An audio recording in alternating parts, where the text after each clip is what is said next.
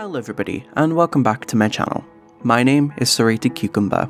Have you ever felt an emotion? Have you ever wished you knew what other people were feeling? Has your brother ever died in a clandestine explosion the day you reunited after 8 years apart in the foster care system? Then you'll probably be interested in the latest title in everybody's favourite queer, mid-tier, not much cheer video game series, Life is Strange: True Colors. Developed by Deck9 Games, the creators of Life is Strange's prequel, and published by Square Enix, True Colors was revealed in March of 2020 and released on September 10th the very same year. A trailer bursting with life and excitement, developer Deck9 promised a future for the Life is Strange franchise as a whole, with new visuals, a new cast of characters, and a whole new unique twist of the supernatural. The trailer exuded excitement and confidence in their new way of storytelling, and with the announcement also accompanied by the reveal of the Life is Strange Remastered collection, it was a good time to be a fan of story-based games. But with Deck9's polarizing history in the game's dedicated fanbase, fans appreciating their work but disapproving of their prequel's underwhelming finale and over-adherence to fan service, there were definitely some worries abound. Deck9 had played it far too safe and not managed to deliver a bestseller as its predecessor had been.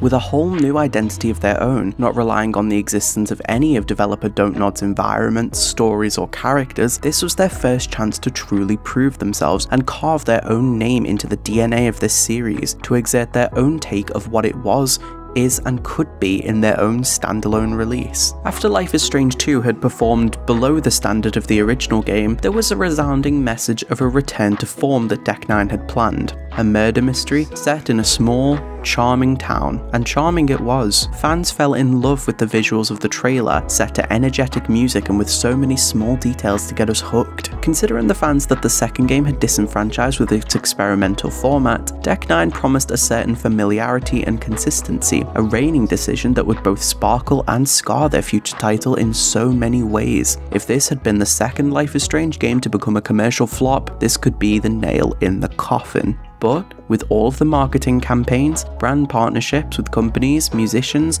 amazing music, 2 whole albums produced for the game pre-release, and a marketing campaign that spanned multiple social platforms, it felt like Square Enix wanted to turn this into one of their iconic titles, such as Tomb Raider, and hell, the price was there to match a AAA.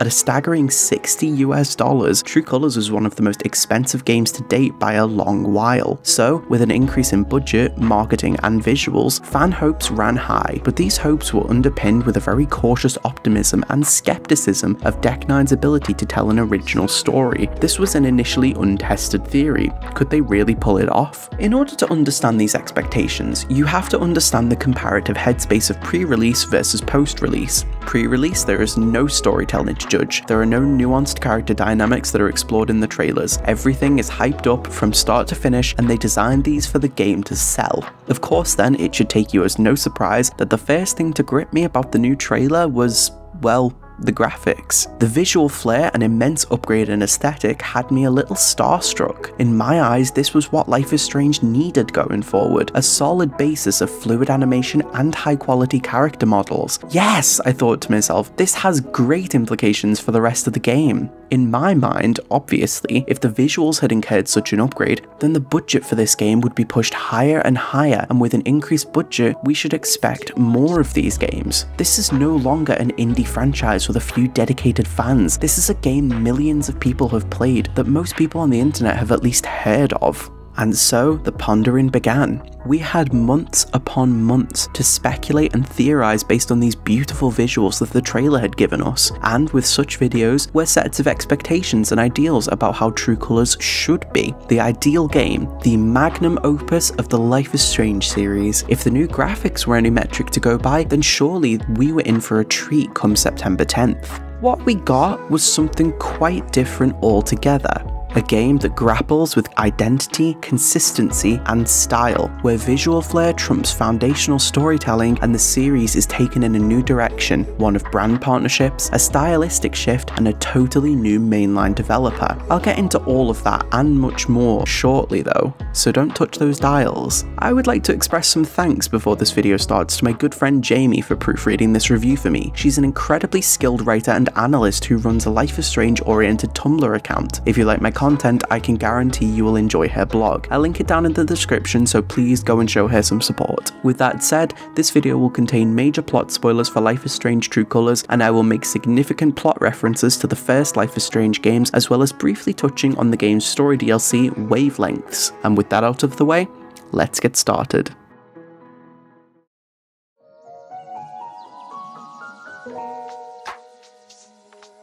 Life is Strange is a game franchise that has seen its fair share of criticism. People have grievances with the game for many different reasons, whether it's Chloe's polarizing personality or overemphasis on tragic endings for marginalized protagonists. Folks have had gripes with this series since day one. But one overriding element that has always foreshadowed the series, fanatics and faithful critics alike have always been aware of an issue that's plagued the entire franchise, something that's been baked into its very core across every single title and subtitle. Its graphics. Life is Strange was made by a small team of creators and first published in 2015. The game featured limited motion capture and had to make use of looping library animations to convey dialogue and conversation. Characters would move their jaws totally out of sync with their speech like nutcrackers, and any kind of close-up shot of characters just couldn't be taken seriously. The game didn't have the budget for AAA graphics, though this did lead to a stylistic choice being made. The game's art direction was significantly unique, with a hand-painted look. Environments appeared as if they'd been taken out of a still painting, with broad brushstrokes adorning the trees and grass. Most of the game's technical excellence came from its stellar lighting and palette, which could render fantastic environments. Some of my strongest memories of Life is Strange still exist as gaps of sunlight seeping through pine trees. And in the time it's taken to get from Season 1 to Before the Storm to 2, that style has remained relatively similar, save for some minor upgrades in quality over the years. Life is Strange 2 featured much higher quality assets, but still had this immense focus on lighting and shadow in Dontnod's signature artistic way. Deck Nine, the developer of True Colors, has always favoured a more technical approach to development, aiming to improve on the framework of Dontnod's work. Before the Storm, Deck Nine's first Life is Strange title, made tremendous strife in updating character models to be more flexible, fluid, and lifelike. In previous Life is Strange games, there were certain moments of ambiguity in character expressions. A voice actor might say something with a spiteful undertone, but their face would remain neutral. In True Colors, because each voice actor is also playing their role in complete motion capture, the entire performance feels so much more complete. This strange disconnect between voice and body is gone. There's never an awkward moment where you're not quite sure what a character is thinking or feeling anymore. 5 points! That's game. Yep. Big shocker. Oh, hey, at least you played your best. I mean, that obviously wasn't my best. No, I get it. I mean, this is a tough game. Requires skill, timing, and the will to be a champion. Oh, is that how it is? Wait, hold on. The crowd is really picking up on my energy. We love you, Alex! Striff sucks! Okay, fuck you. I want a rematch. You're on. Every nuance, every quiver of the lip, every raised eyebrow, they all feel so human and alive. In a game about emotion and empathy, this element actually became a crucial part of the game's storytelling, and greatly expanded Deck Nine's ability to use creative visual devices to enhance their story. It's no surprise then that, in my opinion, True Colors excels graphically. Character animation has reached a lifelike fluidity on the PC and current-gen console versions of the game, and the game runs well at a solid 60 frames per second in most cases.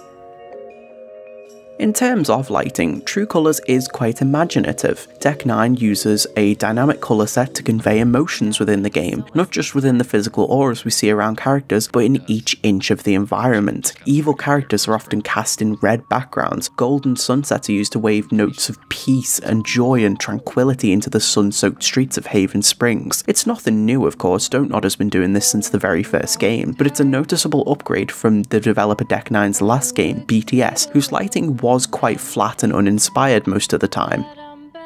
Of course, it isn't all perfect. There are definitely some moments throughout the game where lighting can look very flat compared to others. Sometimes lighting design is plain unimaginative and they spare the splendour of visuals in certain scenes. Now, this isn't very common, I'd like to add. Deck 9 has been quite consistent, more so than other games in the franchise, but there are definitely a few moments where an expense is spared on the game's visuals, and I felt like they were just trying to light up a character's face for the sake of being able to see it.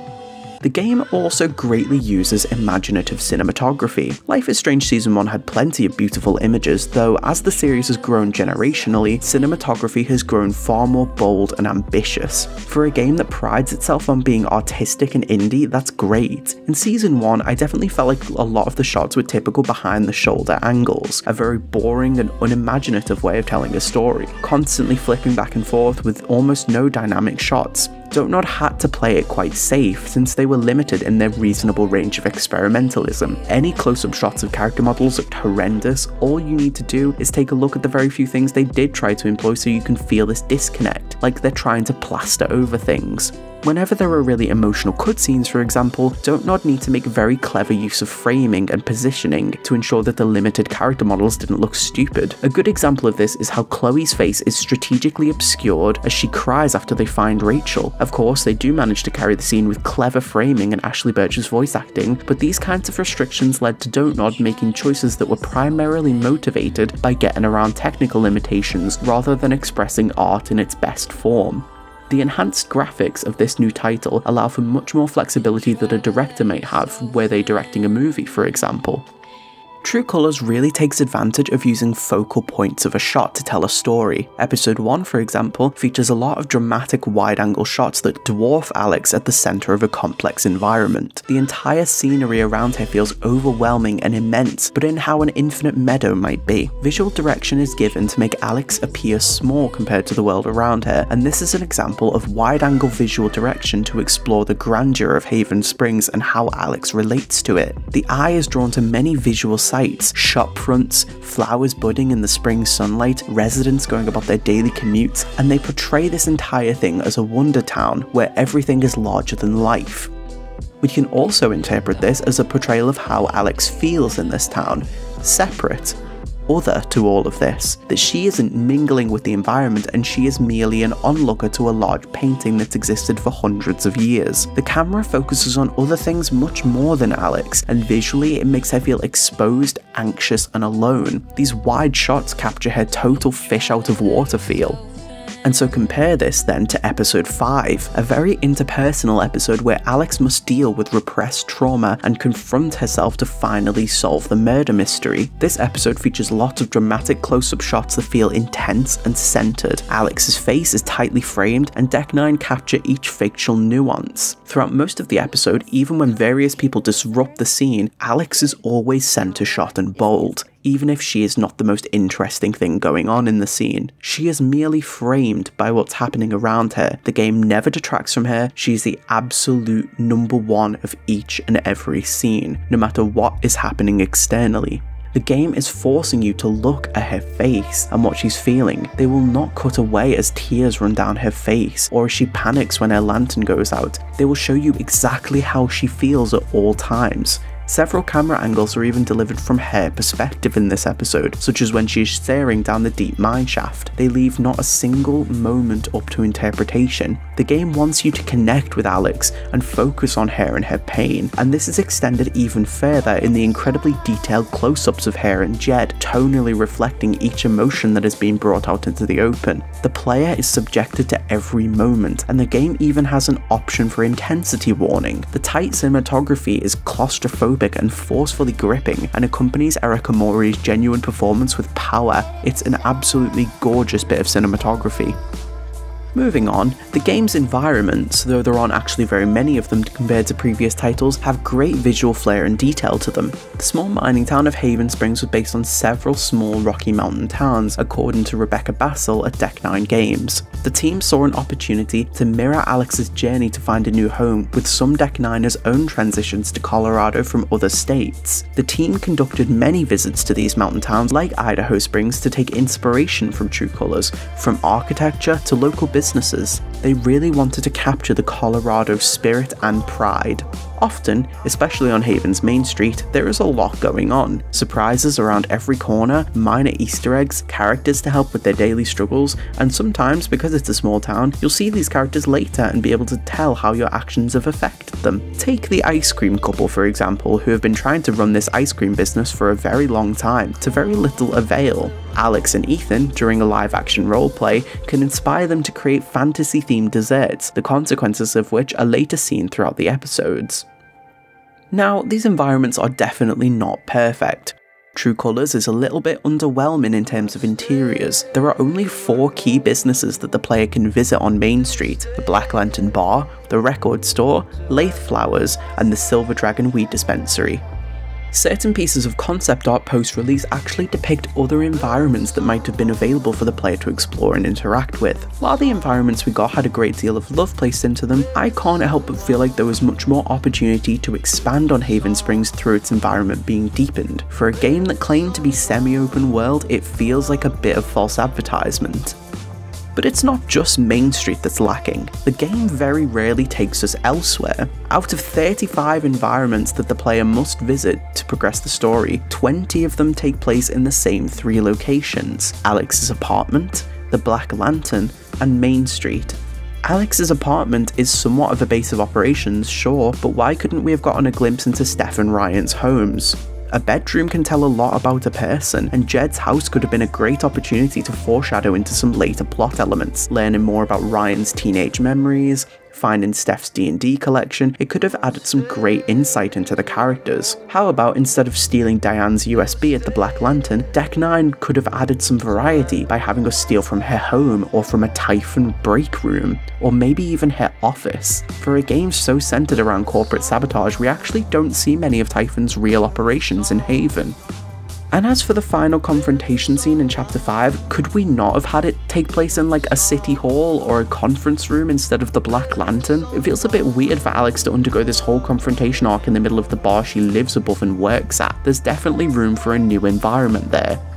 But Luke, you might say, are you sure you're not demanding too much from this game? And you know, if the game was priced at less than $60, I might be demanding too much, but True Colours didn't meet my expectations of a $60 game from its environmental scope. I would consider it lacking, in fact, for that price that was paid. Life is Strange is not a small indie franchise anymore. It's on the radar of the games industry, and I don't think it's unfair to ask for these things.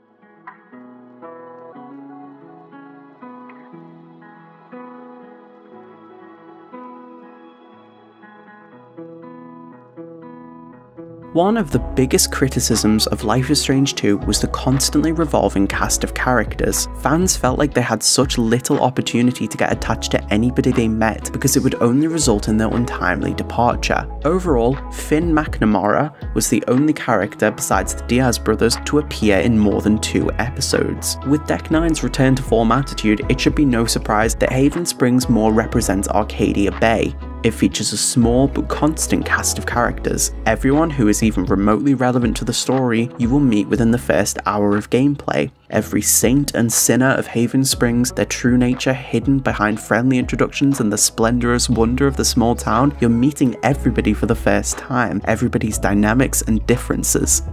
From Riley Lathe to Jed Lucan, we get to catch a glimpse of everybody who will make a difference to our journey in Haven. I really enjoyed this. I felt much more familiarised with characters in Haven than I did in Arcadia Bay. It was hard for me to pick a character from all the generic schoolgirls in Blackwell who aren't relevant to the story. Even now, the names Alyssa, Courtney, Taylor, Brooke, Stella, they all fade into one. The issue here was that insignificant characters were given way more expansion than they needed. In True Colours, plenty of characters are not even named, and the game makes the difference between secondary and background characters intentionally to avoid confusion and narrative clutter.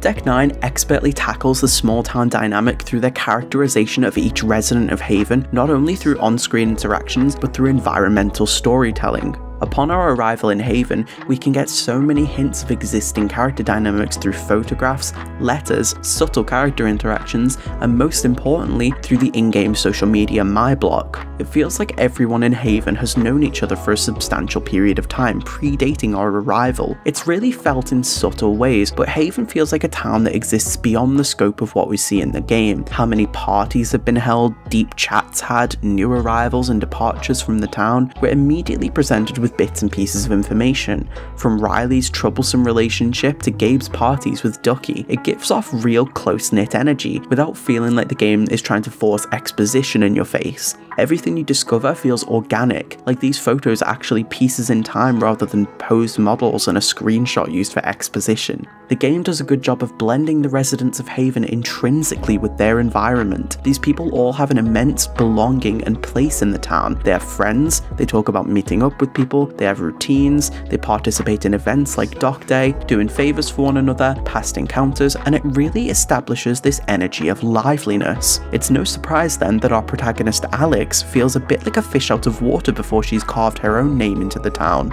I'm going to touch very briefly on the main cast of characters, starting in order of significance to the main story, and so it makes sense that we would start with a word on our protagonist, Alexandra Chen. Alex is the 5th mainline Life is Strange protagonist, and at 21 years of age, she's also the 2nd oldest. Alex's personality is defined strongly by her power. Being a psychic empath, she often places great emotional strain upon herself to put others at ease, a trait which is both a power and a curse. Beyond the supernatural, Alex is a really lovable character. She's a cool young musician with a great sense of style and a humble but dignified presence. By the time the story rolls around, she's already got a few piercings, tattoos, and a put-together wardrobe that has me a little bit jealous.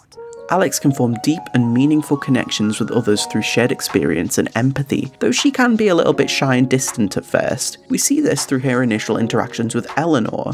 She's very uncomfortable about randomly being hugged, though as we see with the likes of Jed, she's happy to engage in a little bit of banter with him, and humour his attempts at making fun of Gabe, her brother.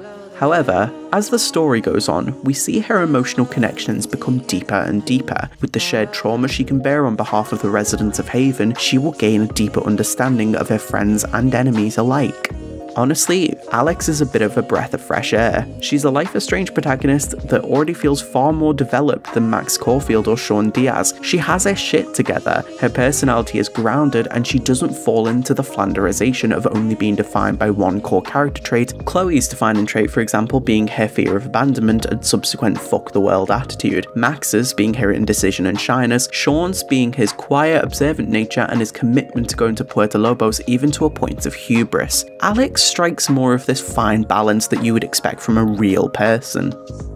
Now, our protagonist is an adult woman who is already confident and comfortable in her bisexuality and a hardened life of living in foster care, yet she still has this cautious optimism about what the future could hold. She tries to look forward, she's approachable and quite a likeable person from the get-go. Regardless of player choice, Alex's defined personality is felt throughout the game. There are some weird writing moments for sure, but she is a caring and compassionate person with a genuine belief in people. Of course, this does not stray into the territory of her being a Mary Sue. As with all Life is Strange protagonists before her, she has her critical character flaws, though one that a young adult audience might find themselves able to relate to, and funnily enough, it has everything to do with childhood. As a child, Alex acted as a mediator between her bickering brother and father. She assumed the role of a delicate, meek and obedient presence to quell the frequent domestic spats between her family. The childhood obsession with keeping things together led Alex to become an emotional star, constantly letting out light and joy whilst burning away her insides. She refuses to confront the ghosts of her past throughout the entire story, and while I felt like this could have been shown better at times, her core character flaws are there and visible to anyone who wants to take a long look at her character. Alex is portrayed by the award-winning actress Erica Mori, who encapsulates every facet of this character, from her subtle idiosyncrasies to her moments of emotional intensity that overpower every scene she's in. Erica absolutely makes Alex, and I could never imagine her being played by anybody else. Sylvia Gregory, who cast Erica, gets a seriously big gold star from me because her performance is the strongest in the game by leagues, which is really saying something with a cast with so much talent. As I mentioned before, some secondary characters are more significant than others, namely 3. Gabe Chen, Steph Gingrich, and Ryan Lucan.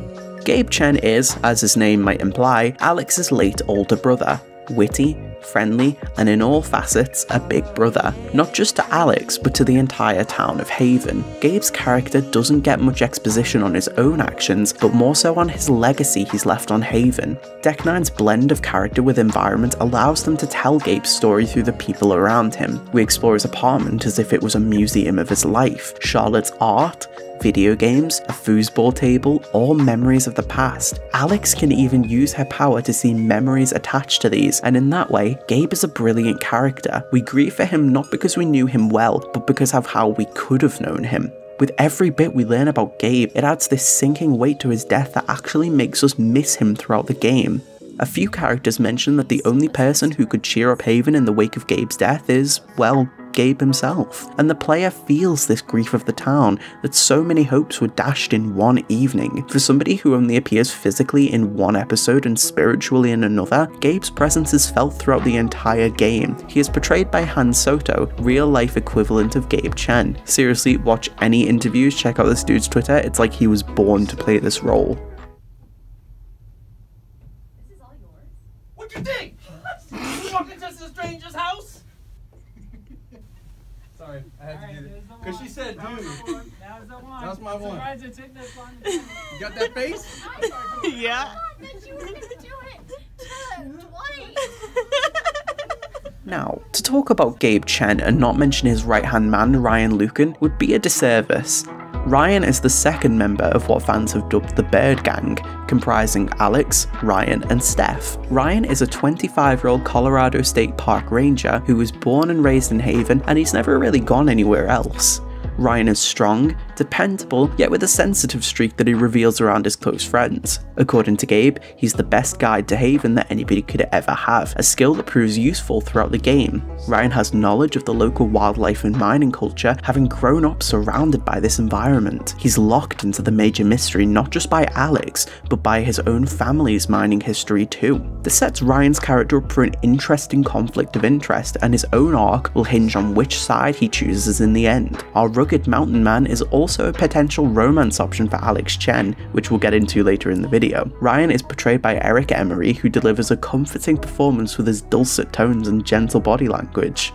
Last but not least of the main characters is Steph Gingrich. Local professed nerd queen, disaster queer, and cat tamer, Steph runs the local record store and the radio station KRCT, which is an indie rock station where she subjects the locals to her music taste. She's a new arrival in Haven, having only arrived about a year ago when Gabe convinced her to stay through a foosball bet, but she settled in pretty fast. Despite being a little bit restless and beginning to eye the exits of Haven with wanderlust, she's fallen in love with the small mountain town charm. Of course, this strange set of balancing circumstances that keep Steph bound to Haven are suddenly cast aside when her best friend Gabe dies, severing this main attachment to the town. Dating life is hard in such a tiny town, gay culture is underrepresented, and things are beginning to seem bleak until she has the opportunity to forge a connection with new queer arrival Alex Chen. Steph will prove to be the part-time brains of the game's corporate takedown plot, assisting Alex in her various investigative efforts. Her character is one that's taken leagues further than her introduction in the prequel Before the Storm. Played by Katie Bentz's energetic, larger-than-life self, Steph is a force of creativity in the town and a girl with plenty of big dreams. It's also worth mentioning now that we will move on to the minor characters, starting with Charlotte Harmon, Gabe's long-term girlfriend and the owner of the Silver Dragon weed dispensary. She has a son from a previous relationship named Ethan, a 10-year-old boy with a big imagination. Charlotte and Ethan are both artists, Ethan preferring traditional comic drawings while Charlotte tends to focus more on sculptures and expressive pieces. Charlotte is a very real character. She grapples with some really intense, less socially palatable reactions to grief in the main story. She shows anger and resentment towards her only son, as well as the residents of Haven. Whilst not a horrible mother she claims to be, Charlotte's anger is destructive and writhing like a fiery snake. We meet Charlotte while she chats to Jed Lucan, father of Ryan and owner of the Black Lantern, the bar that Gabe works at and lives above. Jed is something of a local legend, with stories plastered all over the town about a rescue mission that took place 12 years ago. Jed is a man with plenty of skeletons in his closet, but somebody who enjoys helping people where he can. His privilege allows him to do things for people, such as offering Alex an apartment without rent, giving free food to locals, and dedicating plenty of his time to upholding local traditions such as Haven's Spring Festival. But Jed is a multifaceted and complex character in his own right. In devious dealings with corrupt Typhon mining and with plenty of skeletons in his closet, Jed represents the classic mining spirit of Haven and offers a dark glimpse into Typhon's history. Eleanor and Riley Lath, grandmother and granddaughter duo, run the local flower shop. Riley's got wild dreams of going to university, and Eleanor couldn't be more of a doting nana. Never far behind the two is Riley's long-term boyfriend Mac, who is just as far opposite as you could imagine. Him and Riley have been together for 4 years, and things seem very tense between the two by the time Alex arrives, with Mac accusing Gabe Chen of sleeping with her. Mac's an arsehole, but critically, he's an arsehole who works for Typhon's safety, and possibly the biggest red herring of the entire game. Diane Jacobs is a new arrival to Haven, a high-ranking geologist for Typhon Mining. She's a busy woman who oversees logistics and mining plans. Diane is dedicated to her career, so much so that she moved away from her home in Washington to be here. Diane is a bit of a complicated character, her loyalty laying somewhere between wage slave and semi-decent person with a moral compass, not that she ever really lets the latter side show. The Diane we see speaking and presenting is very different from the one Alex can take a look at inside her head. While Diane seems like she has everything together, Typhon's corporate mind games are slowly breaking her down at the seams. And finally, Mr. and Mrs. Chen, the parents of Alex and Gabe. While Mrs. Chen is not explored as deeply, Mr. Chen, or John, is a very pivotal character in the story, with plenty of interpretations from all lengths of the fan base. Life is Strange has never struggled to tackle the idea of living parents being bad people. Out of every protagonist, every single one has a dead, unquestionably good parent, and a living, problematic one. John continues to run with this torch as shown in Alex's childhood. He is a broken, struggling man who makes the cowardly decision to abandon his children after falling on hard times and harbouring a violent, tense relationship with his teenage son. John can be hard to feel sorry for as he walks out the door in Chapter 5, but his character is layered with deep complexities. He tries to work hard, but finds himself a victim of hire, rinse and fire strategies used to take advantage of the working class and marginalised groups. Thusly, he loses multiple jobs, and amidst the chaos of trying to raise 2 children, he simply can't bear the weight of the world anymore. Another very well written parent character from the Life is Strange universe who we sadly didn't see enough of. Now, there are a couple of more extremely minor characters who have very little impact on the story, but they're not really worth talking about in too much detail here, as they're not explored enough. My main issue with these characters, something that I'll explore more in depth in my plot and pacing segment, is the completely wasted potential of all of them. Even main characters such as Steph, Ryan and Charlotte are given very poor amounts of screen time. Characters pop into scenes occasionally when they're necessary, but it feels like for such a small, close-knit town, we really could have had more focus on individual relationships in Haven. We know bits and pieces, people generally disapprove of Mac and Riley, Jed is the town hero, etc. But what about how Steph and Charlotte get on? Because spoiler alert, they never do.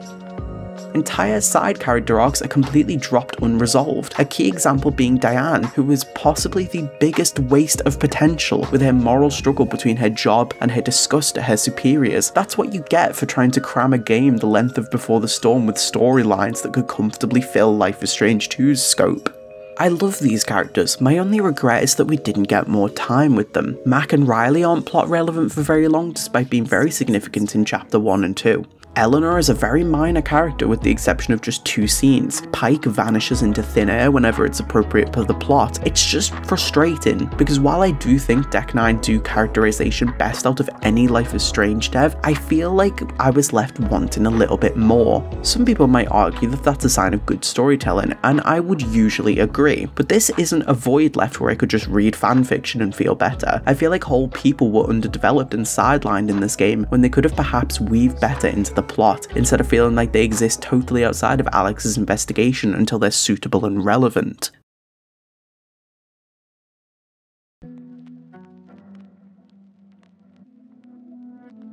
For a long time, I would sit alone and think We've gotten through so much of this review without actually talking about the main narrative of the game, so let's sort that out. What is the story of True Colours? Pacing and plot techniques aside for now, how does the actual narrative shine? The bare bones writing of the story, the mystery that unfolds, how interesting is it from a narrative point of view? True Colours is branded as a murder mystery, so how does it hold up as a murder mystery? Of course, the key to establishing any good murder mystery is, well, the murder. What are the characteristic motivations for each suspect? Who has a stake in the death? Which characters are hiding secrets, and for what reason? True Colours really brings the element of a murder mystery to life with the small town setting of Haven Springs. From the get-go, they depicted this perfect mining town with beautiful flowers, gushing waterfalls, and a lively, colourful main street. Ensconced in the sun-kissed valleys of the Rocky Mountains, Haven is hardly the type of town you'd expect a grueling murder mystery to take place in. This contrast between the perfect facade of the town and the seedy underbelly of Typhon's iron grasp over it, there's this creeping sensation that crawls into the entire game's plot that this town would not be the thriving paradise if it wasn't paid for with Typhon's dark deals and money subsidiaries. They fund everything. Their logo is emblazoned all over the picturesque town. With what we learn about Typhon, slowly but surely, this environment goes from feeling close-knit and warming to remote and isolated, with Typhon pulling the strings of the streets from the shadows. But it's not just the physical environment that leaves us reeling, it's the characters and, as I've mentioned, the way the main cast interacts with said environment. We learn everybody's home turf, everybody's job, and so we can see this blend of environment and character that gives us an inkling into people's various motivations. For example, you might wonder why, in episode 2, Diane comes out of the pot dispensary. She doesn't seem like the type to smoke, and so you can piece together that she might be a little bit out of place. This is sus. And that's the genuine beauty of the narrative mystery here. Haven Springs and its residents are so interwoven. Everybody has their place, their routines, everybody knows everyone, and you learn a great deal about other characters solely from gossip alone. This is a great narrative device to allow the player the same starting ground as Alex. Neither the player nor the protagonist know anybody in Haven after Gabe dies, yet we're slowly introduced to them through exposition to the town. We get a gauge for everybody's personality, some wants, and even some fears. Best of all is how everybody in town has different dynamics with one another. You get the sense of a multi-generational Haven, where everybody has their secrets and not all of them are so neatly tied up. It sets the scene for an interesting mystery plot where Alex is forced to analyse relationships new and old in order to figure out what happened to Gabe. The second episode hooks our attention with a second mystery, as well as giving us a suspect to focus our eyes on, Mac Loudon, the boisterous, insecure, jealous man-child who we laid a nasty beatdown on the previous episode. In order to solve a murder mystery, you must look at 3 criteria: the suspect's means, motive, and opportunity. Mac's motive is under no doubt. Gabe, in his eyes, was stealing his long-term girlfriend Riley from him. Riley was under his spell, refusing to communicate to Mac, and he felt this unbridled anger that his girlfriend was slowly slipping away. He wasn't just angry at Riley, he was angry at himself. Of course, this isn't enough to have anything beyond an inkling until Mac lets slip a very important bit of information during an argument at Gabe's wake. That was my shift. If anyone had called, it would have gone through me. Nobody called.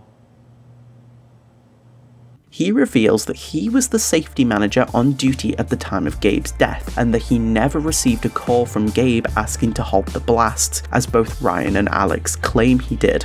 This is some interesting narrative building as it leaves the player to confront one of 2 realities. Either Gabe lied about making the call, or Mac is lying about receiving the call. As Typhon's safety manager, he had every means, motive, and opportunity to conveniently miss Gabe's call and cause his death. But the mystery is not yet solved. They hit the player with this sense of direction and challenge to find out whether the call really happened and to prove that Mac had something to do with the murder. He is the perfect red herring, although eager-eyed players will heed Jed's warning to not pin all of their hopes on him, as there's often a mystery that expands deeper than one would even imagine. Throughout the mystery though, the engagement dwindles just a bit. In the 3rd episode, Alex has been trying for weeks now to prove that the evil corporation Typhon had some role in killing her brother. Gabe allegedly called Typhon safety before the scheduled detonation that killed him, and Alex is tasked with finding out whether he really did. The only evidence she gained in the second episode was Mac admitting that Diane forced him to deny Gabe's call. Yet for some reason, the entirety of episode 3's A-plot revolves around stealing Diane's USB stick, which may contain damning evidence. Of course, this is so Alex can contact the police, but with the way episode 3 is structured, hearing Gabe's call wasn't really shocking or anything like that. It was exactly what I'd expected. Gabe and Mac were telling the exact same story, yet narratively, the listening to the call segment is hyped up a little bit too much. It makes you feel like Gabe could have had some ulterior motives, perhaps. Please tell me that the USB stick revealed all of Typhon's secrets. Not yet, but... Alex... We found a recording of Gabe's call. I should probably listen to that. If they'd have painted Gabe as a little bit more of a flawed character, perhaps this could have added some interest and mystery to the narrative, but no. So now Alex can show Pike her inadmissible evidence, we'll come to that later, but it doesn't feel like we've made any great narrative discoveries. I think it honestly would have been better if Mac's secret had remained secret through episode 2 and we'd only learned about his Typhon-based paranoia, implying that something's fishy. Instead, we pretty much had the entire picture given to us about 2/3 of the way through episode 2. Mac spills the beans, and Diane's phone call recording doesn't seem like such a surprise. We don't actually learn another bit of interesting information about Typhon until near the end of episode 4. They could have set up this great tension to find out whether Gabe had been lying about the call, and it would have provided great gratification to the player, as well as possibly a later scene where we can choose to forgive Mac for his actions, playing into one of the game's later choices related to condemnation and forgiveness. All of that aside, episode 3 shifts the goalposts a little. We go from dislike and suspicion of Diane and Typhon to an all-out declaration of war. After we find out the definitive truth about the call, the plot thickens a fair bit. We learn that Diane, much like Mac before her, is being pressured into silence by Typhon. She just happens to be a rung up the ladder.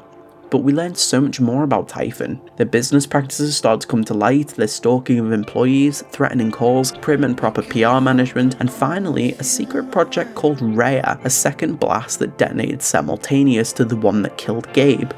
So just as one question is answered, another is presented. Why did Typhon detonate a clandestine explosion at their old mining site? What were they trying to bury? What were their motives for burying it? Episode 4 opens the floodgates for more chilling twists and turns. There's that typical late Life is Strange dread of smelling blood in the water. The Haven Springs Festival is a way to glance at the manifestations of our own choices. Every single main character, except for Diane, appears in this episode. We can chat with everybody else, almost like a spiritual goodbye. Alex finds out that Typhon is well aware of her budding investigation. She's taken in for questioning by local police officer Pike, and things are looking grim. In this episode, Alex grapples with the consequences of her frolic in the earlier episodes of 2 and 3, and she's finally set with a face of real stakes. Typhon is threatening her and her friends. It's at this point that the town of Haven grows its sickly undertone. The town's small closeness has gone from a comfort to creep factor. It's as if Typhon is watching the entire town. Alex's internet history, pictures of her from inside her apartment. It might be a cheap little bit of tension raising, but it is enough to transform Haven from a small but cozy environment to a remote place where anybody could go missing or die, and it could be covered in gorgeous flower wreaths. The Spring Festival is going on, folks are merry and drinking while Alex is being threatened into silence. She's told by Pike that if she just plays along, she can go back to the party and pretend everything's fine, just like everybody else. It fills the room with this sickening chill and leads Alex to feel isolated from everybody else, like she's alone. Now comes the perfect time to mention that Alex's plan wasn't really that great. In order to prove that Typhon Mining had a knowing hand in her brother's death, she decided to steal a USB key from Haven's main Typhon representative, Diane. Now, this isn't some opportunistic feat. Alex, Steph and Ryan have been planning this for weeks now, doing research into Typhon and the legality of their investigation. So, please tell me whose bright idea it was to immediately present this stolen item to Jason Pike, Haven's sheriff, a piece of evidence that is not only inadmissible in court, but makes Alex guilty of a crime herself. Now luckily, we're dealing with Deck 9 here and not Donut, so Pike rightfully corrects Alex on the law instead of Donut making a haphazard guess at the American legal system. Pike informs her in a chilling scene that Typhon is sending not so subtle threats towards her. The player shares this fear as they read the documents supplied. All of Alex's private conversations, her internet history, photos of her in her apartment, as well as various vague statements that read such as threat level, immediate action required. The narrative twists and turns and totally revokes the player of their moral righteousness and confidence. With Diane's USB confiscated and inadmissible, we reach this frustrating point where we know Typhon's guilty, we have the evidence, but because of arbitrary rules, we're unable to officially do anything with it. At a low point, Alex makes her way back to her apartment until Jed, her boss, landlord and friend, calls her down for a chat. Alex is weak, deflated, she's desperate for answers, and Jed, in an unexpected turn of events, relents that he knows what Typhon is hiding. He seems sworn to some kind of secrecy, and in this moment the player realises that Jet is not quite a bit player, he is more significant than he lets on. At a moment where Alex feels betrayed by two-faced bitch Diane and like Pike has no stake in her interests, Jed is her only final option. She is out of strings to pull. After this, he leads her out into the shady backwoods, shows her a Typhon mineshaft, and claims to know what's happened. It's not so long until the huge plot twist comes that Jed was in fact the bad guy all along. Alex's one line, "Jed, why are you sad?" is incredibly impactful. There's a little bit of dramatic irony for just a split second until we hear the gun cock and Alex turns around in paralysed fear. Alex cuts his explanation short as she tries to swipe for the gun before getting shot at point blank range right in the face. The visual and sonic flair of the scene are incredible. Jed, why are you sad?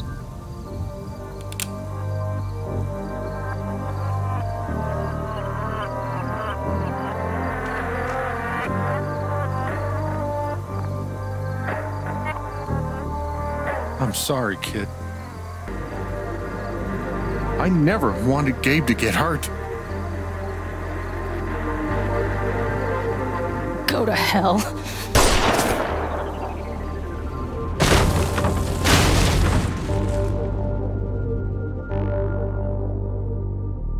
And Alex falls deep into the mineshaft, down to the bottom of the earth, far away from where anybody can reach her. It's hard to say exactly how far Alex falls without a free cam analysis comparative to her height, but if I had to guess, I'd say it's about 30 to 40 meters, or for you Americans, about 100 to 130 foot. A 2005 study performed in France found that above 30 meters, spare for some extreme anomalies, falls are about 100% deadly. Given that Alex fell right onto her back and head on an uneven surface, there's no way that she should have survived that injury.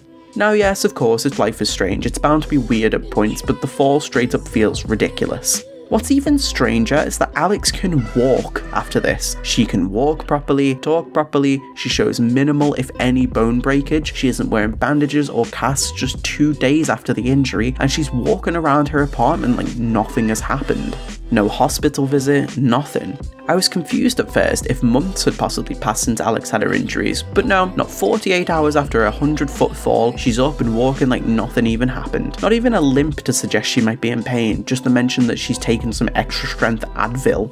Let me reiterate, this girl got shot in the face, fell over 100 feet, smashing her chest into various boards, slammed into a mineshaft rail with super high velocity at the bottom. She not only lived to tell the tale, but the narrative basically ignores the fact that it even happened. Beyond artificial tension, why even bother having Alex fall like that except for the sake of plot drama? Jed could have just pushed her down a small mineshaft or locked her inside a gate with a key. This is the equivalent of Sean Diaz just growing his eye back in episode 4 like nothing had even happened to him. I hate to be a stickler for realism in games about young adults with superpowers, but I genuinely feel like this results from pacing issues and Deck 9 rushing to tie up every plot detail in a neat little bow. The narrative of True Colors creates so many questions that need to be answered, which is great and keeps you reeling, but at points it feels like Deck 9 needs to have a structured point in the story where things can calm down, and you're left with only a couple of questions by episode 5 in order to give them time and address the consequences of the adventure on the character, as well as to tie up loose plot points. I feel like Deck 9 could learn something from looking at Life is Strange 2's plot, which addresses several concerns in the future such as the logistics of living in Mexico. Of course, it's not perfect, but it's a step away from this. Of course, it's not that Deck 9 hasn't improved, they definitely have. This isn't anything like Hell is Empty, the worst episode of Before the Storm, but I'm feeling the same elements. It's like eating food from a plate that hasn't been washed, and it's enough to put me off a little bit. So, Alex's miraculous titanium skeleton and indestructible glasses aside, episode 5 opens up with a sequence that Life is Strange characters are begrudging acquaintances with, a nightmare sequence. Side B, the 5th episode, starts us right where Side A, episode 1 began, sitting in Dr. Lynn's office. Cue groaning from Life is Strange 1 fans who hated that game's nightmare sequence, but it's clear that Deck 9 have improved on their ability to tell an interesting story through nightmares. Gabe, Alex's spiritual guide, forces her to confront buried elements of her past in these nightmares in 3 distinct sequences taking place at traumatic times throughout her life, one when she is around 10, another when she is 11, and the final one when she's about 17. The stories offer some backstory as to Alex's powers and how they uniquely suit her mediator personality that she developed through resolving her father and brother's disputes, as well as why she holds so much animosity towards the cacophony of emotions whizzing around her head like a storm of glass. I do take a bit of an issue with the nightmare sequences though. They're easily the best part of episode 5. I have an issue with when they take place. I feel like this game does have a bit of an issue with cramming plot points, which I'll get onto later. I just feel like this nightmare sequence is a huge exposition dump for a plot point we'll be introduced to shortly, and I honestly think this nightmare sequence would have done far better spread out over multiple episodes. For example, all 3 sequences involve 2 versions. First, Alex lives her version of events which are buried and repressed, often missing details, or being entirely different altogether. Her brother and spiritual guide from the grave, Gabe, has to encourage her to think deeper and to confront what really happened. Often these truths are harder to face and involve Alex getting hurt, but by the end of things, she realises the truth and she can accept what happened, learn from it, and move on. The process of, well, processing. This is a theme throughout the game, the idea of the truth and what that encompasses, no matter how painful it can feel. I took issue with all of these being crammed into episode 5, so what would I suggest? Well, I would suggest that the Deck 9 team should review what they did in Before the Storm by spreading Chloe's nightmare sequences across different episodes. This would give Alex a more gradual arc rather than forcing it all at once, because while her trauma is well written from a character perspective, we get the main impression that she's rather well adjusted, save for a few hints until episode 5 when the main bulk of her trauma is introduced and solved in the span of about 25 minutes. What would have been better is if she'd lived out these stunted, repressed nightmares throughout the course of the game, and in episode 5, Gabe would have forced her to revisit them and change what happened. It would give the player a greater sense of Alex's isolation in the world, and a more gradual build-up to her overcoming trauma. There's nothing I love more than to root for somebody who is doing better than themselves and to see progression, and I'm not criticising the sources of Alex's trauma, I just wish it was narratively incorporated in a more gradual sense rather than this rushed way. It leaves her abandonment issues arc feeling cramped and unsatisfying. There's so much processing in episode 5 that it can quickly leave the player overwhelmed. Up until Pike arresting Alex in episode 4, the largest source of personal worry or confrontation for Alex took place all the way back in episode 1 when she lost her brother. Of course, she's a people pleaser, and this is part of the issue, but I wish the game would have showed this impact on her mental health through these dream sequences throughout the game. Like I said, Before the Storm handled this gradual shift far better, and so it's clear that Deck 9 are capable of this by their previous work, they just haven't done it. So, Alex wakes up and wanders out of the mine somehow and makes her way back to Haven Springs. Somehow, she barges in on the council meeting of Haven Springs where the members are about to vote on Typhon Mining, the evil corporation, opening up another mining pit. Something that's been foreshadowed throughout the in-game social media MyBlock since the first episode. Jed and Diane seem to be co-hosting the meeting while Eleanor, Charlotte, Pike and Ducky sit as voters. Alex barges in and accuses Typhon of gross negligence, murdering her brother, and accuses Jed of attempted murder. She is covered in blood and bruises, and nobody even cares apart from Steph.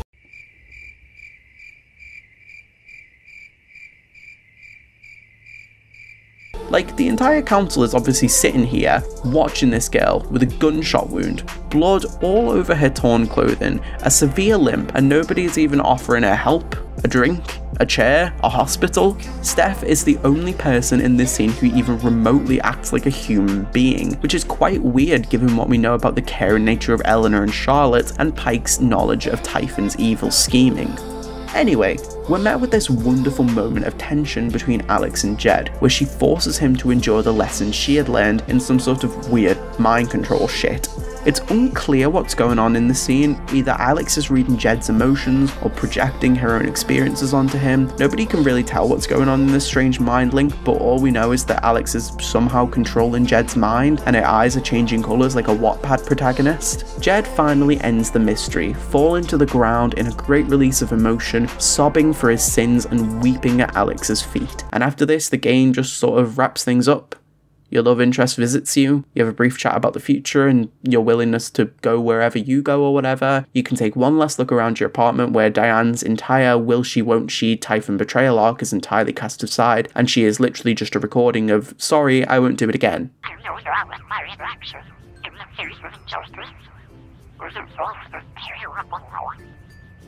And I know that I will never be able to undo the tremendous pain and loss I caused. And we don't ask for forgiveness. The only person who could give that to me is God. Thank you. There are no victories at the end of this. We never speak to any of the council members again. We get no resolution on the future of Alex's relationship with whoever she's neglected to romance. She hallucinates seeing Gabe on the rooftop and then has a premonition of the ending that the devs obviously want you to pick, and then the game ends. We can sum up the narrative of True Colours in two very polarising words. Compelling, but also safe. Too safe, in fact. The plot of True Colours is essentially a reskinned Life is Strange Season 1. Let me explain. Eager-eyed players will notice that True Colours borrows several plot elements from its predecessor Life is Strange Season 1, even down to certain characters fulfilling certain roles. The game executes these concepts far better than that which it is based on, but it's impossible not to notice that Deck 9 isn't really changing the format. And of course this isn't surprising, though it's a bit disappointing. Deck 9 wanted a return to form after the plot of Life is Strange 2's commercial mishaps, but they've perhaps played it a little bit too safe. So let's look, shall we, at the various borrowed and reskinned plot elements that mean that these two stories have almost identical plots. Life is Strange Season 1 opens with a murder mystery plot. Rachel Amber's character evolved into Gabe Chen. A reason plenty of people couldn't connect with Rachel was because we never actually met her. Of course, this made for a more interesting mystery as we learn more about what various people thought of her, but Gabe gives us a reason to get more connected. This one isn't as strong of a link as Rachel is missing whereas we witness Gabe's death, however episode 1 is still extremely similar. The plot follows a young woman visiting a small town where she has at least one previous tie. In Max's case she lived there, in Alex's case her brother moved there. Both are shy, artistic young women with little attachment to any kind of parental figures and seem free from any sort of grounded life. Typhon Mining is a perfect stand-in for the Prescott family, a rich, corrupt organisation of people who own major stakes in a town, as well as having their influence extend as far as the police, making the cops in the town untrustworthy and forcing amateur detectives like Alex and Max to use their initiative and walk themselves into shitty situations. Though Typhon and the Prescotts are both being used by their own set of individuals with their own set of motives. Mark Jefferson for his perverted obsession with literal teenage girls, and Jed Lucan for his opportunistic and cutthroat hero story used to cover up the death of 7 men. These individuals are both presented as the true villains of the story, both revealed at the end of episode 4 by luring the main character into the wilderness, shooting somebody in the head. They are both presented as a person to trust, who is kind, wise and experienced, who knew the person they killed deeply. In fact, they both assume no blame for the dead while they commit heinous acts. In the same way that Jefferson blames Nathan for killing Rachel, Jed says he never wanted Gabe to get hurt in the explosion. It was simply because of his negligent killing needing to be covered up for inspections.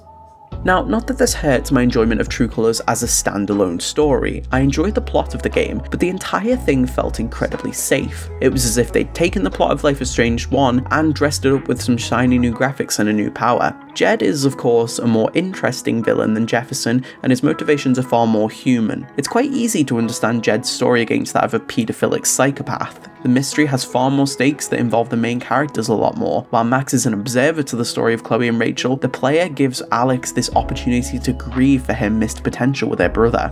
True Colours keeps its ace up its sleeve until the very end of episode 5 and keeps us asking questions to the very end of the mystery. It's an engaging story, just too heavily lenient on the existing structure at work. Of course, I understand that after Life is Strange 2, they're going to want to play things safe, but aside from splitting the villain into two characters, the plot remains largely the same, even down to the Spring Festival standing in for the Vortex Club party. And yes, of course, they're both murder mysteries, but that doesn't mean that True Colors couldn't have been at least a little bit more imaginative. It's a shame too, since overall they did impress me with the narrative as a standalone. It kept me thoroughly gripped, and save for a few troughs where I lost interest around episodes 2 and 3, it was interesting enough to warrant a full playthrough in one night. I've barely seen anybody manage to just play episode 4 without jumping straight into 5 too, and so the game's strength in narrative string pulling shines the most heavily around the 1st, 4th and 5th episodes. 2 and 3, while not intrinsically bad, are just a peg below the rest and a little bit boring. Though please do remember that I am a super fan of this game, there's no guarantee that my interest in the story should indicate anybody else's, and it's more likely that I would want to see it through to the end. A few have taken issue with the unimaginative storytelling, which is mainly down to predictable plot elements, and to an extent I can agree with the complaints. The Typhon story, except for Jed, is very corporate and impersonal. I feel like we could have had a deeper look into Diane's boss, Lena, in the game, who seems to pressure Diane to act the way she is. More expanse on these things could have been solved by fixing the game's numerous pacing issues. And that's what we'll move on to next.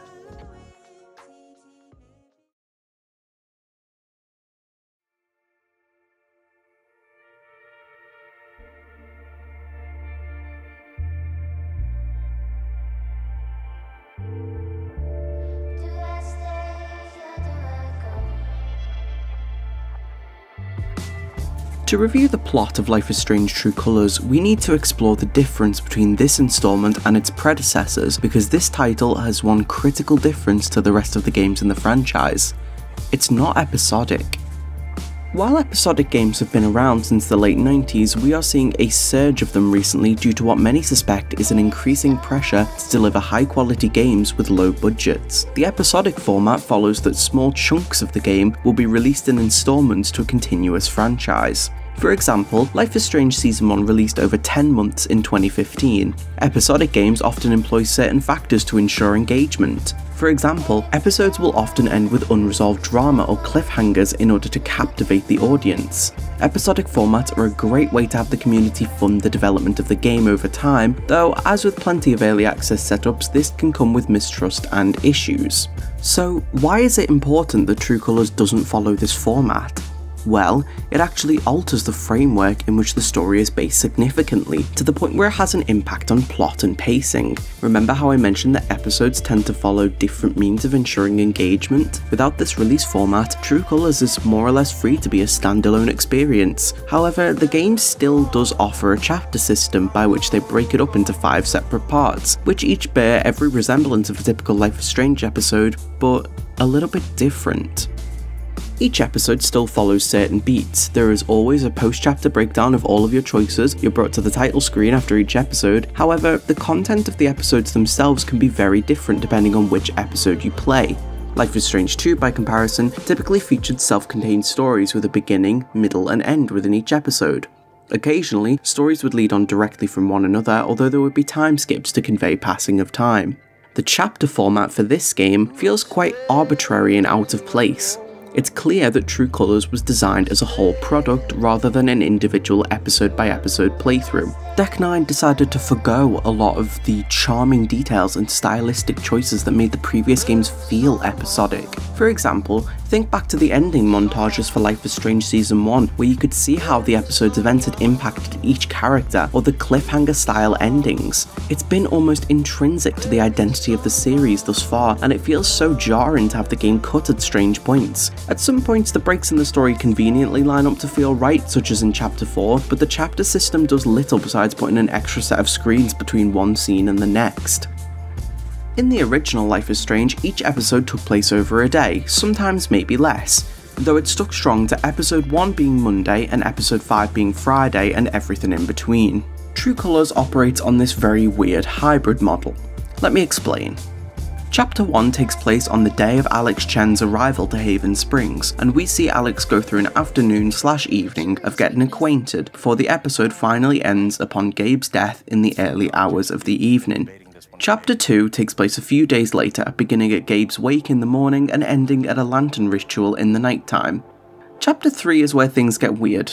This episode takes place a month after Gabe's death and follows Alex through an afternoon and evening spent with the main cast. Chapter 4 takes place over 2 hours, the same evening as episode 3, pretty much taking place minutes after the ending scene of the previous chapter. Chapter 5 takes place for the rest of the night and into the early hours of the morning of the next day. There is then a 1-day time skip and the episode ends. If you mark this up on a calendar, you can see how weird the pacing of this game is. It's extremely inconsistent, with 3 episodes taking place in the span of 24 hours, while there was an entire month's gap before that. Now, this isn't the only issue. Episode length is a big part of it. Now, I'm a very exhaustive player with these types of games. I spend a lot of time analysing insignificant details, looking at everything, and there were some episodes that even I struggled to get an hour and a half out of. Episode 1 was a very typical Life is Strange episode, lasted about 2.5 to 3 hours, but then episode 2 is incredibly short, being only about an hour for most people. Episode 4 is another, only being about an hour and a half long. Episode 3 did take much longer at 2 hours, as did episode 5. All in all, True Colours added up to a measly 9 or 10 hours. For comparison, the average time reported to complete Life is Strange 2 was about 16 hours. So why was the game much shorter? The simple answer to that was that there just wasn't much content to fill the time. Certain episodes genuinely had such little to do. Episode 1 is a good example of decent micro-pacing. We look at what happened in episode 1. First, Alex gets her introduction at the beginning of the episode. She arrives in Haven and meets all the locals. She has a jam session with Gabe before being interrupted by Mac and breaking out in a fight. She then takes over a bar shift and plays drinking games, talking to more locals and getting to know more about the town's history. She then reconciles things with her brother before a panic breaks out over a search for a missing child. After which, they look for the child, engage in a rescue mission, Gabe's world gets rocked, and then we cut to black. Compare this then to episode 2. Alex plays a depression-based game of football with Steph, mooches about the streets of Haven for a bit, she helps a woman remember a phone call, causes a guy to have a panic attack, and then consoles her friend, before the episode ends with a short cinematic. Of course, there is more padding than this. There are optional segments where you can help locals if you go looking for them. You could talk to grieving folks, read people's thoughts about Gabe's face in the headlines, but the episode doesn't really have much meat to it. Episode 4 is very similar. Alex speaks with the locals of Haven at the Spring Festival, sings a song, shares a kiss, has a meeting with a police officer, and then gets shot in the face. The episode felt a bit lazy, like it featured very little driven writing, and Alex was not really acting with urgency. The stakes felt quite low, which is all subverted by the end of the episode where the tension suddenly ramps up to the extremes very unexpectedly. It kind of knocks the player off their feet, and not in a good way. Episode 4 felt tonally very weird, and I was beginning to have memories of Life is Strange Before the Storm, and something I'll dub Deck 9 syndrome.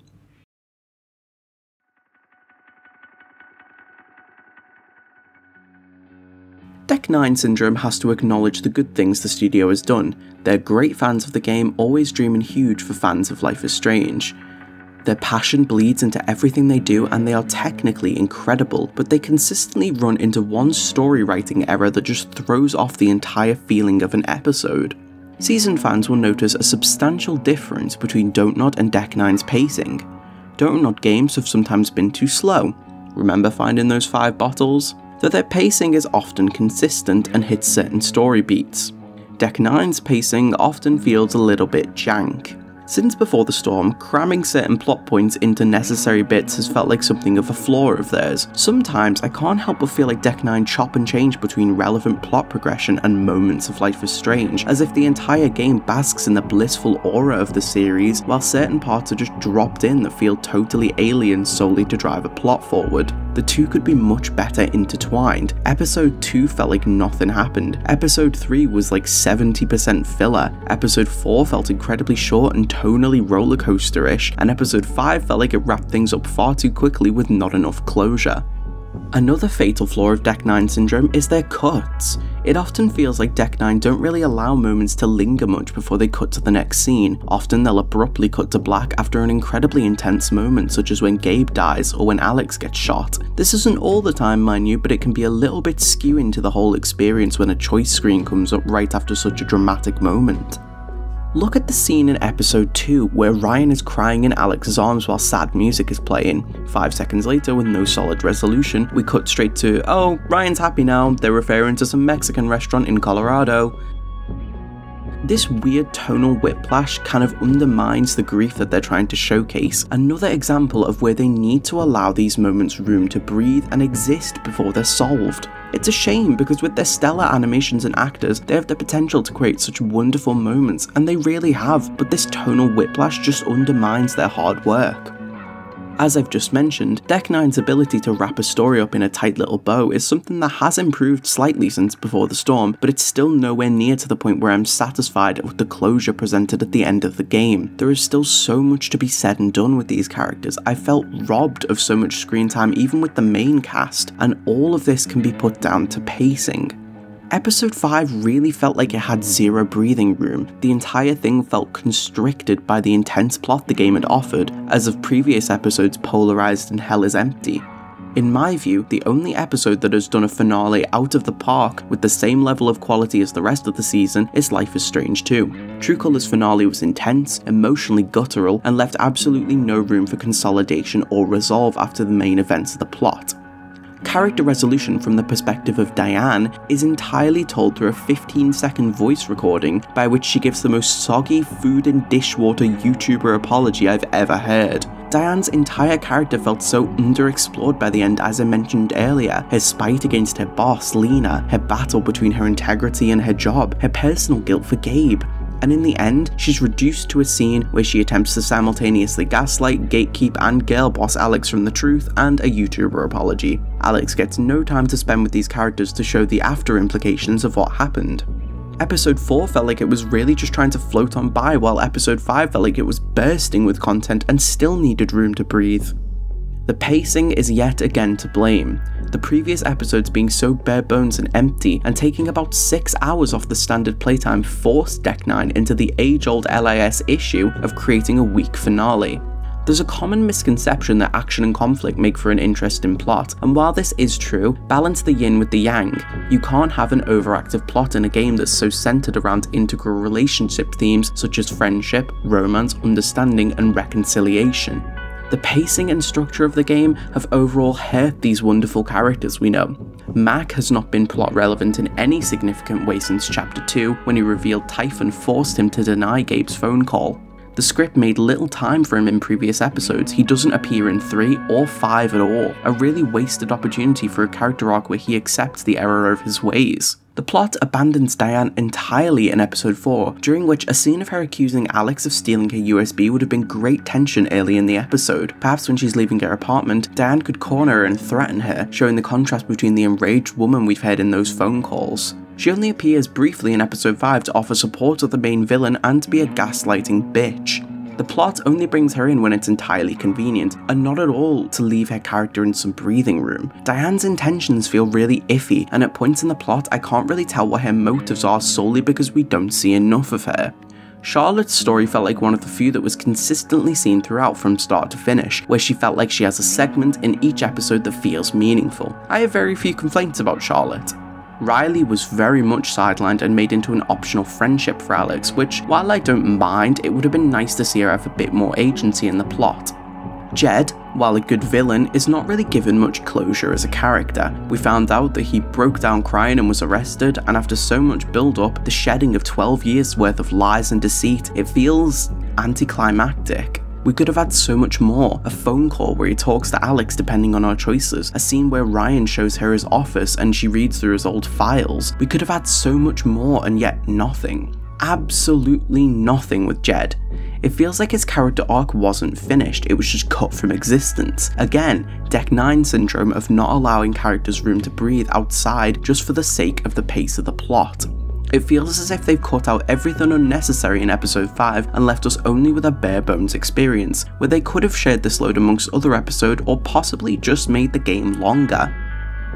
With emotions, and by extension people, being such a large focus of True Colors, I can't help but think we needed more scenes like the LARP scattered through the game. The friendship with the Bird Gang, composed of Alex, Ryan and Steph, barely gets any screen time altogether, and when they do, it's mostly plot driven, such as stealing Diane's USB. The few moments we get to see them bonding on an interpersonal level are great, but these moments are so few and far between. Compare this to the moments we get in Life is Strange Before the Storm. Deck 9 wove Rachel going to catch her father in the act alongside her taking Chloe for a ride for most of the first episode, and they were great at showcasing a budding relationship. In True Colours, it feels like this element is sort of stunted and jagged, and this is again a result of, you guessed it, the pacing. I feel like the overall issue is that True Colours is trying to offer the same experience as a fully fledged Life is Strange game while having a playtime that only just exceeds Before the Storm, a game with only 3 episodes. They're trying to stuff interesting character dynamics, a fully fledged plot, moments of calm, highs and lows, and a consistent beginning, middle and end all into a story that's only about 2/3 of the length of the other mainline titles. Why the game is so short is hard to say. By the soundtrack, there are no signs that Deck 9 was low on budget. There were no expenses spared in terms of animation, and so I can only assume that the game's chapter system is a relatively flimsy metric to break the game down, when perhaps that wasn't meant to be. Are we, as fans, expecting the game to be something it's not? With the new release format, we get the benefit of getting the entire game at once, but with that comes with some of these issues. True Colours is more of a standalone release, and so while chapters seem arbitrary, and perhaps the inconsistent chapter lengths don't matter, I can't help but feel like the overriding issue will always default to the game's length being so short no matter how it was broken up. Many of the game's issues with plot and pacing fall back on that issue. True Colours just wasn't long enough. I'm all for the belief that games do not need to take 100 hours to finish to be good stories. Some of my favourite games are short as hell, but in True Colours' case, it feels like the format of Life is Strange was not meant to be enjoyed in this style. They compromised the essence of the games in favour of a shorter playtime, and very poor allocation of plot relevancy and simple LAS essence of allowing characters to have their prime moments. They just didn't feel very well balanced, and certain plot points felt very arbitrarily imposed. Charlotte's meltdown, for example, feels really out of left field. Of course, grief affects us all in different ways, but I feel like more hints could have been dropped in earlier episodes that she was perhaps not doing well. By this point, it's been weeks since Gabe's death, and seeing her at the LARP feels quite normal and like she's taking her mind off things, until suddenly, Charlotte's entire character for the rest of the game is overtaken by this bleak spell of unbridled anger. Again, my take here is not, I don't think Charlotte should grieve her dead boyfriend, it's more, this feels very narratively weird and sudden. After that, I think my piece has been said about plot. Next, I'm going to tackle a subject that sees its best representation yet in a Life is Strange game, but that's not the entire story.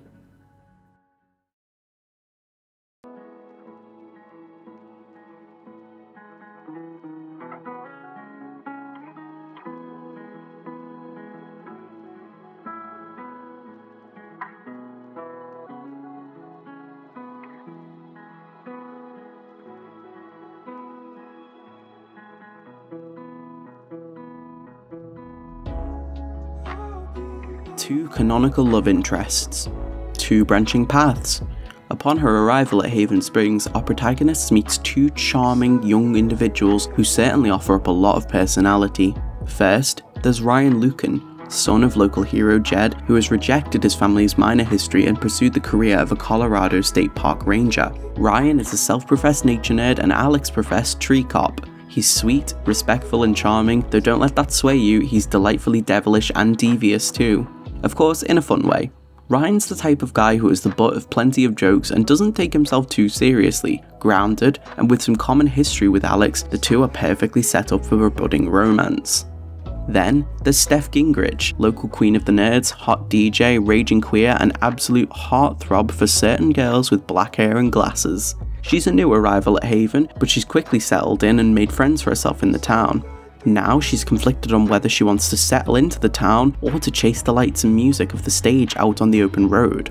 Alex and Steph meet one another when they could both perhaps use some escape, and with some savings and their musical skills, the world really is their oyster. Both romance options are presented to the player immediately, with the first actual dive into flirting in the second and third episodes. Choosing to engage with one partner over the other might upset the other, particularly if it's Steph. Although besides emotion reading, there really isn't much difference between the two routes. The game will play out exactly the same except for a scene in episode 4 and the ending if you flirted with one or the other. Their loves feel a lot more mature and grounded than previous Life is Strange games. Let's not forget, Alex is 21 and her love interests are both 25. We're not a kid flirting on a pot farm anymore, or two teenage girls getting their first experience of love under the streetlights. We're playing as adults with more grounded goals, ambitions and worldviews, and they've altered certain aspects of the romance to fit this narrative when compared with previous games.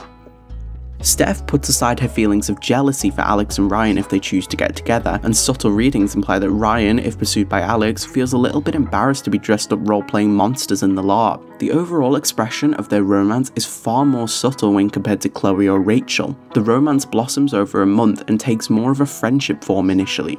Of course, as a bit of a queer friend group, they are closer than most, but you can see very subtle things. Steph will buy gifts for Alex, Ryan will begin introducing his interests to her such as mountain biking and nature documentaries, and it's more subtle than just confessing your love on stage to a person you met 2 days ago. Overall, Life is Strange fans perhaps felt like these romances could have had more flair to them, which I partially disagree with. I think the more mature approach to Love in True Colours was excellent from a storytelling perspective. These slow building connections felt more real than ever before, and I felt like I'd grown up with the series a little bit. Of course, that doesn't mean there aren't the typical stupid Life is Strange moments where characters will address each other by full name, propose silly hypothetical ideas to make themselves sound sexy and charming, but this has its own unique charm. The scene in episode 4 where Alex and Steph talk about their futures really felt like an homage to Chloe and Rachel, and that their journey never really got off the ground. Steph and Alex, though, are different. They have the means to make this happen. It's not a teenage fantasy and they can do this. Even down to the note of them picking between 3 different dream locations, it's clear that Deck 9 were looking to honour the journey that never was.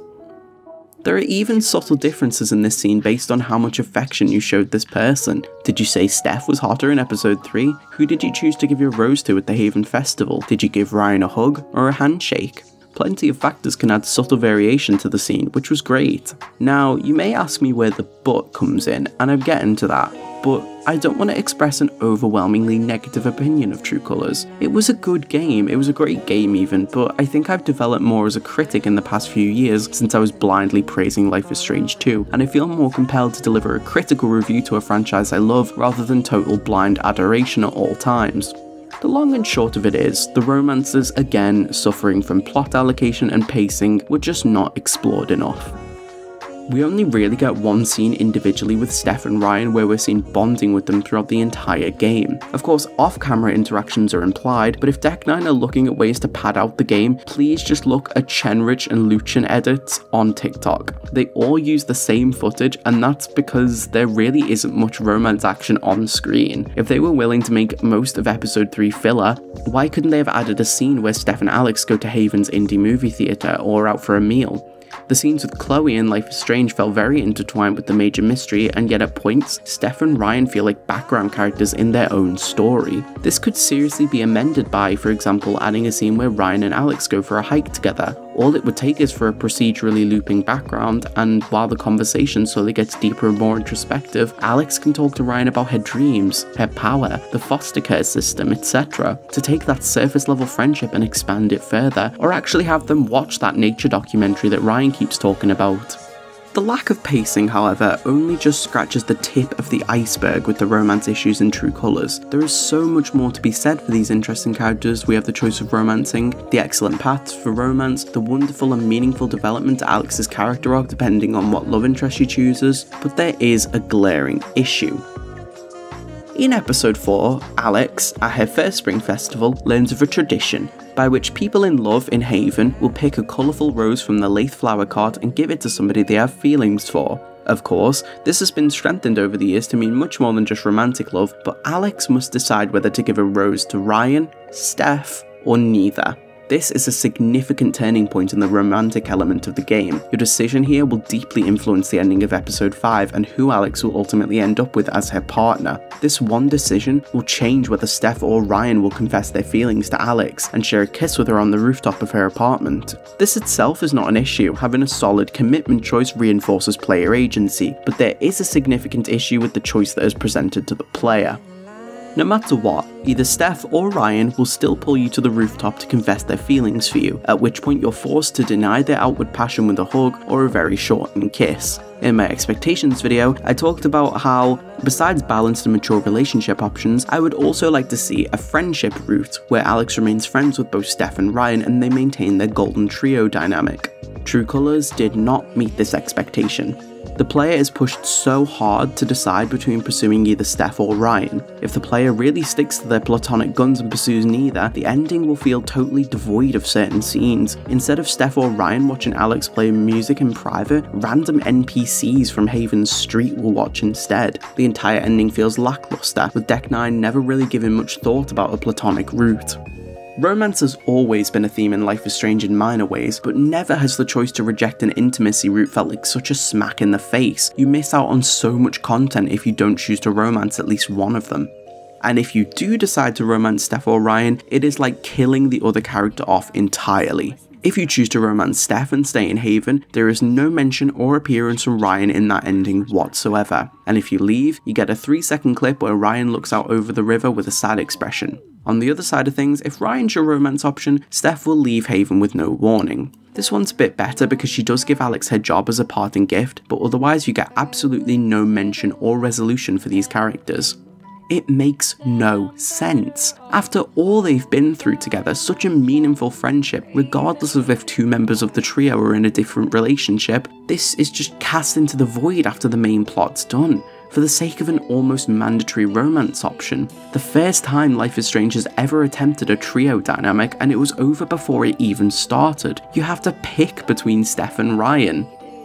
And of course, it's easy to interpret my anger as being salty, but this is not the same as being unhappy with the ending itself. I'm unsatisfied with the way it's written, from the way we get zero closure about Alex's relationship with somebody who was so formative to her journey, even as only a friend. There's no narrative reason why we can't have these things explained. It's not like there's something driving Ryan or Steph away from Alex forever. Of course, Steph leaving makes sense, but are you really telling me we couldn't get a goodbye scene? A sequence where Alex, Riley, Ethan and Ryan are all playing D&D around a table. The camera flips around to show Steph's face on a laptop, DMing from a remote location. Or why in Steph's ending, Ryan couldn't have come over to their bar table and put down some drinks for them sitting down to chat with his friends. His dad did own the Black Lantern after all, and it would make sense. Are Deck 9 trying to leave things ambiguous for a sequel, or are we just being underfed content? This overall hurts the value of the romances. I hate to feel like I have to pick between these two wonderful characters when there's no reason in hell I shouldn't love both. People are not so polarized as to have a crush on Steph and want to get rid of Ryan entirely. Platonic relationships matter. People are going to have their preference, but that doesn't mean that the other character should fade into irrelevance. And given that the endings are just animations with no voice acting and some music, this really isn't impossible. Are you telling me they couldn't get Eric Emery and Katie Bence to do a couple more scenes? It leaves a poor lasting impact on what should be one of the most significant plot points in the game. And it's a real shame too, because I wouldn't care so passionately if I didn't enjoy the game. It hurts to see these issues because I love these characters so dearly and just want to spend as much time with them as possible. And no matter how much I love True Colours, I can't justify how dirty they did romance options in the endings.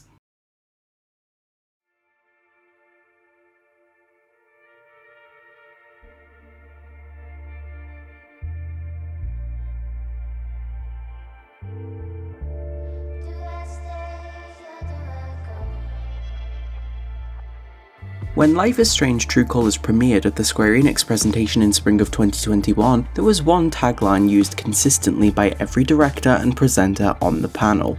Using her psychic power of empathy to unravel the shocking secrets of Haven Springs. Alex's psychic power of empathy is integral to the story of Life is Strange True Colours. It impacts every relationship she builds and every decision she makes. Never thought I'd have a freaky empath friend. The psychic power of empathy. Alex's gift or curse, depending on how you see it. Life is Strange's narrative has never centered around the powers. These have always just been a catalyst or ability to assist or hinder the main characters in their journey. In Max Caulfield's case, her ability to rewind time was never given an origin story. It was just something to be used and not questioned. In Life is Strange 2, Daniel's telekinesis took a help versus hindrance angle, with the young boys struggling on the best way to use the power to their advantage. It got them into trouble, but it also saved lives. but they only ever pondered it once or twice. We never actually got an explanation for these psychic abilities, not even a hint. In fact, the game deliberately tries to mislead the player and move them firmly away from even having thoughts about where it comes from. Life is Strange 2 had Jacob playing a stand-in, pondering if these powers come from God, to which Sean shuts him down immediately with a forward-facing attitude. It doesn't matter where the powers come from, all that matters is that they exist. True Colours, however, shifts this balance a little bit. I won't discuss this in depth in this video, as I have plans for another video entirely discussing Alex's power in a character analysis video. However, the base information I can lay out is that Deck 9 handles things a little bit differently when they're given a power to explain. First off, there is no single great instigating event that triggers Alex Chen's abilities. In all previous cases, there has been a significant, tangible event where the main character's power has surfaced in a dramatic revelation. But for Alex, there's nothing as we start the game. We just see her casually able to read emotions from her first minute in Haven Springs. No build-up, no dramatic trauma story yet, just the ability to open with this. And honestly, it breaks the format a little bit, but I think it was a bold move by Deck 9. They have confidence in their ability to put forth her power alone with no sort of backstory, which gives Alex an aura of mystery about her. The player is immediately given just a taste of her power in the second scene of the game, and it's very nonchalant. This gives off a powerful impact of Alex and leaves the player asking questions about her. Her powers seem to influence other parts of her life, and we get the sense that Alex is no stranger to holding these superpowers. But it doesn't stop there. In episode 5, the game outright spells out the period of her life when Alex developed these powers. Never a specific day or time or event, but just a window of her life where she was at her lowest. After her mother had passed away from illness, her father had abandoned his family, and they had placed her in an orphanage, Alex started to feel things, emotions that didn't belong to her. It became overwhelming and overstimulating at all times, being unable to drown out the love-starved hearts of the orphans who surrounded her. Every fleeting thought left Alex exhausted, both mentally and physically. It's interesting actually, because Deck 9 have taken everything we've known about Life is Strange powers and totally flipped it on its head. There's no huge inciting event in episode 1, there's no lengthy power training sequences, we are just given a girl with an ability and told to use it.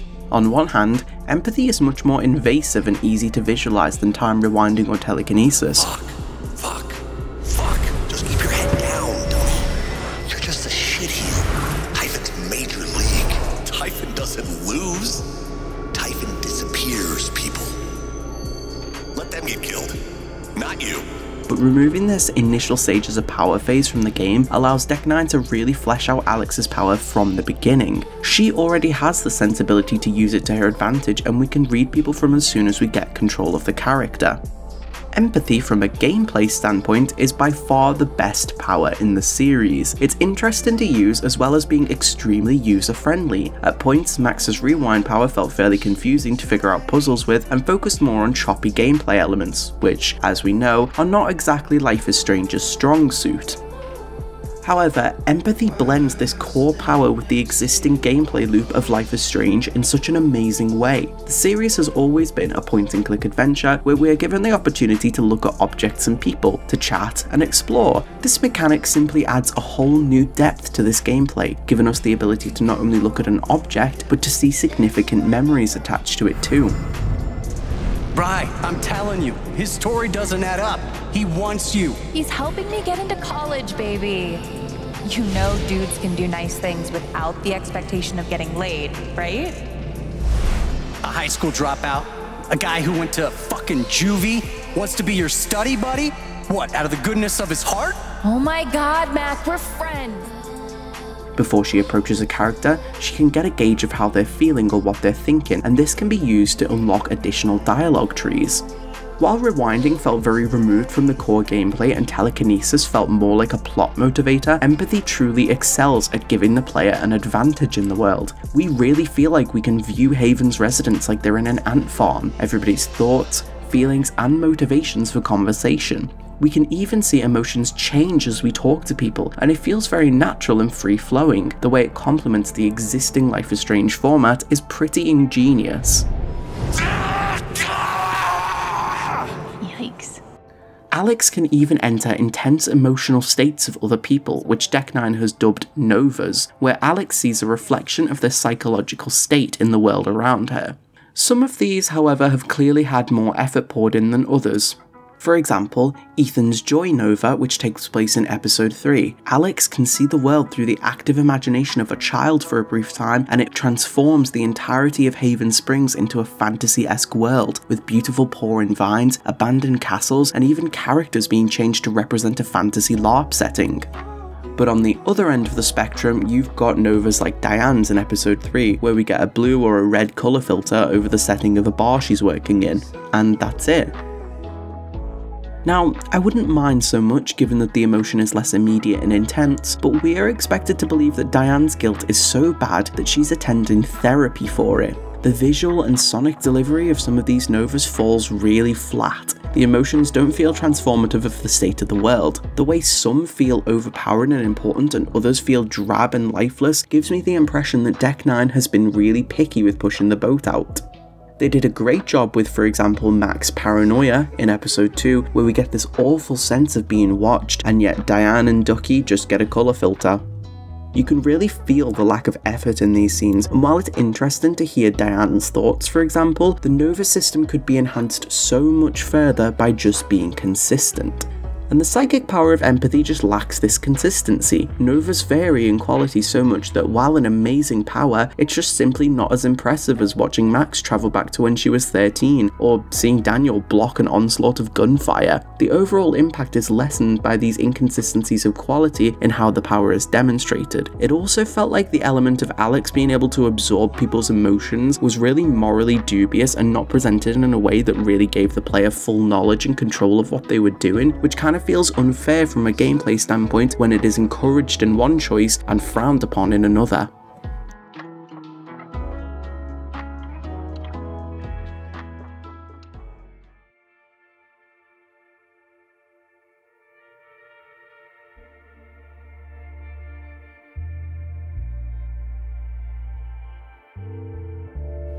For a game whose first foray into the narrative world included metaphors about butterflies and tornadoes, Life is Strange has been a game series shrouded in overall poor execution of choice and consequence mechanics. The original game featured two main endings, which were entirely player-chosen, binary, and none of your actions throughout the game would impact what endings you could get or even what your endings were like. There was zero consequence to anything you did with the exception of your final decision, to sacrifice your childhood friend to a death where she believes she is unloved and never receiving closure about the death of her girlfriend, or to spare her this fate at the cost of killing an entire town of people. The series experienced an evolution from this going forward, albeit slowly. Deck 9's prequel, Before the Storm, stayed very close in format to the original, having the player choose between two distinct endings, to draw close on one of the game's central themes, deceit.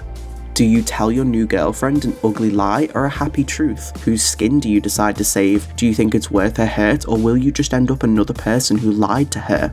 This game, however, does things a little bit differently. The developers choose to expand on their predecessor by a number of metrics. The ending montage could end up with quite a few changes depending on the choices you made throughout the game, something which excited fans greatly. The relationships you had forged with various characters would change the outcomes of their lives, and this was reflected in final cutscenes, as well as throughout the game.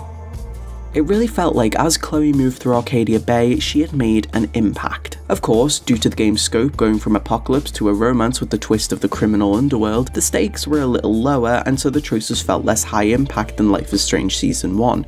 The world would continue to spin, the residents of Arcadia would continue to exist, nobody would live or die at the result of your decisions.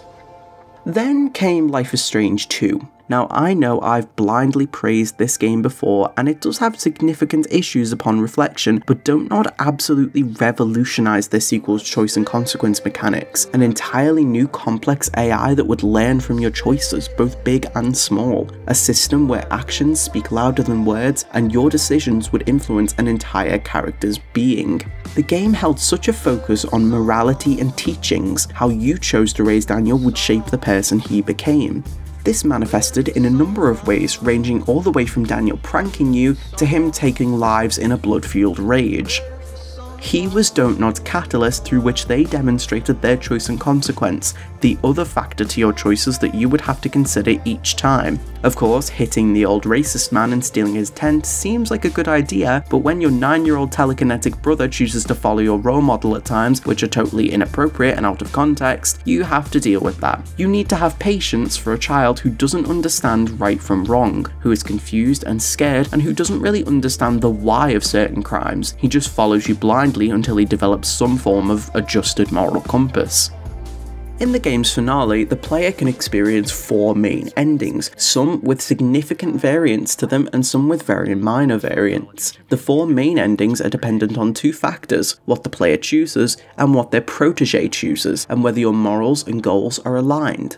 All of your choices throughout the game are reflected in this child, who could make or break your escape attempt at any moment, and depending on your choices, 2 of the endings would automatically be locked and inaccessible, which set the player perfectly up for a complete replay. Of course, Daniel's AI did have its issues, but it was a solid step forward in choice and consequence. The game felt like it had variation, that you could play 2 or 3 times and have different outcomes and experiences, that you could watch streamers play and they'd have a different experience to you. This wasn't anything like, let's say, Detroit Become Human, but it was significant enough to warrant praise. Don't-Nod hit it out of the park with evolving the current format of endings, especially considering their polarizing choice in Life is Strange's original finale. And so, what about True Colors? How does it carry on the torch and evolve the series further? After Life is Strange 2, the game had plenty to live up to. So many ways in which to expand the format, and with Deck 9 being the original development studio to add depth and variation to the game's endings, fans had very high hopes about what they could bring to the table. So we move on to True Colors.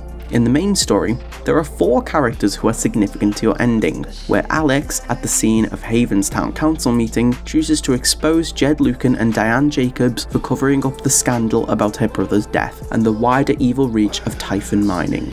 This scene serves as a culmination of all the game's choices into one, and is the largest moment in which True Colors chooses to play its winning hand and show you just what your actions in Haven have meant for its residents and how they see you.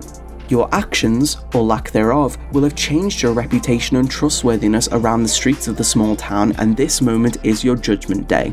This is the time when you need these people's approval. These characters are Ducky, Eleanor, Charlotte, and Pike. Throughout episodes 2, 3, and 4, the player is presented with various choices specific to all 4 of these characters. You must choose what the game deems to be the right options in order to succeed. You have to keep Eleanor's dementia a secret from her granddaughter, allow Charlotte to grieve instead of taking her emotions, dance with Ducky, and finally, take Pike's fear away using your power after he arrests you. And you'd better hope you do, because if you don't, oh boy. The entire game just plays out the exact same, except Ryan gets kinda mad at you briefly and then apologizes. That's it. The culmination of how you treat the residents of Haven changes about 3 lines of dialogue in Chapter 5, and that is the entire game's choice and consequence system at its best. This isn't some mid-game half-arsed display, this is genuinely the best they had. After this scene, you're given a choice of what ending you want, and whoever gave a rose to in episode 4 will accompany you. That's it. That's what making 10 hours of choices leads up to. I love Life is Strange, I really do, and when True Colors first came out, I pretended to be okay with this. So many fans did when the game first released. We were in this honeymoon phase of post-release, which is why this review has taken me so long. I'm disappointed. With all the game's marketing and release hype, with its increased script length and immense focus on finding the truth, the only truth I found was that I was bloody disillusioned. After years of waiting for the next title, it was released only for it to be the biggest disappointment of an ending ever. Only 2 endings with 1 variation. After Life is Strange 2 and seeing this budget increase, I was thinking, oh my god, this is going to be amazing. What did we get? We got regression. And so, after so much progress in the right direction, Deck 9 barely even touched their existing ending formula for Before the Storm. In fact, you could argue that Before the Storm has even more choice and consequence than True Colors. Alex can just about influence whether certain characters talk to her or not. Regardless of your choices, you'll see most of the familiar faces of Haven. Sure, some people might be positioned differently, but nobody's living or dying based on what you do. And now, I'm not saying that every single story needs to have stakes through the roof, with blazing guns at a border crossing, a tornado impeding on the town, but the entire payoff feels dull and fruitless. About the biggest difference is whether Mac and Riley stay together, and that's it. Even then, it's just a quick animation swap and it's determinant on one choice. Not to mention that Deck 9 only really show you one ending. Alex gets the choice to stay in Haven after the horror she uncovered to try and build a home despite all the odds, or to pave her way outside and to abandon the town. Alex's late brother narrates her entire life in Haven, showing montages of characters having fun, but the other ending is just sort of presented as, yeah, or you could not do that and just leave, but you don't know what's gonna happen. It falls back into Life is Strange 1 territory, where it feels clear that sacrificing Chloe is the ending with more effort put into it. Players who wanted to leave Haven are rewarded with a 20-second scene of Alex boarding a bus and then introducing herself at a concert. That's it. That is the entirety of your payoff. Even Before the Storm had more wrap-up and closure than this.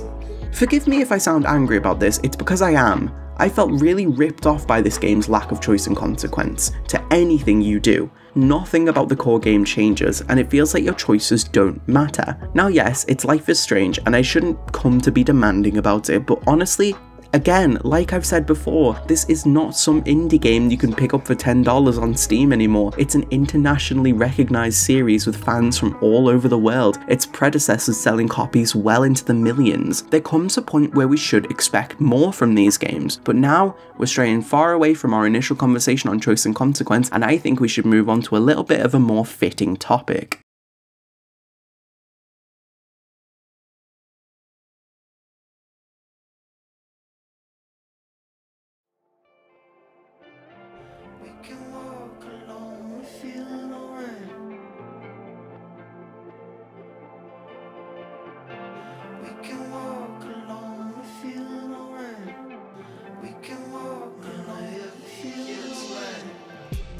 Life is Strange True Colors debuted on Steam and other major platforms for pre-orders for a grand total of $60 US, completely eclipsing Life is Strange 1, 2, and Before the Storm by a country mile.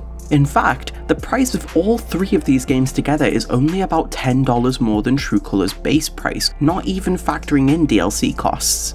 The game, compared to its predecessors, is expensive, and we're a bunch of leftists, typically working class queer millennials and Gen Z, with ages between about 15 and 30 on average.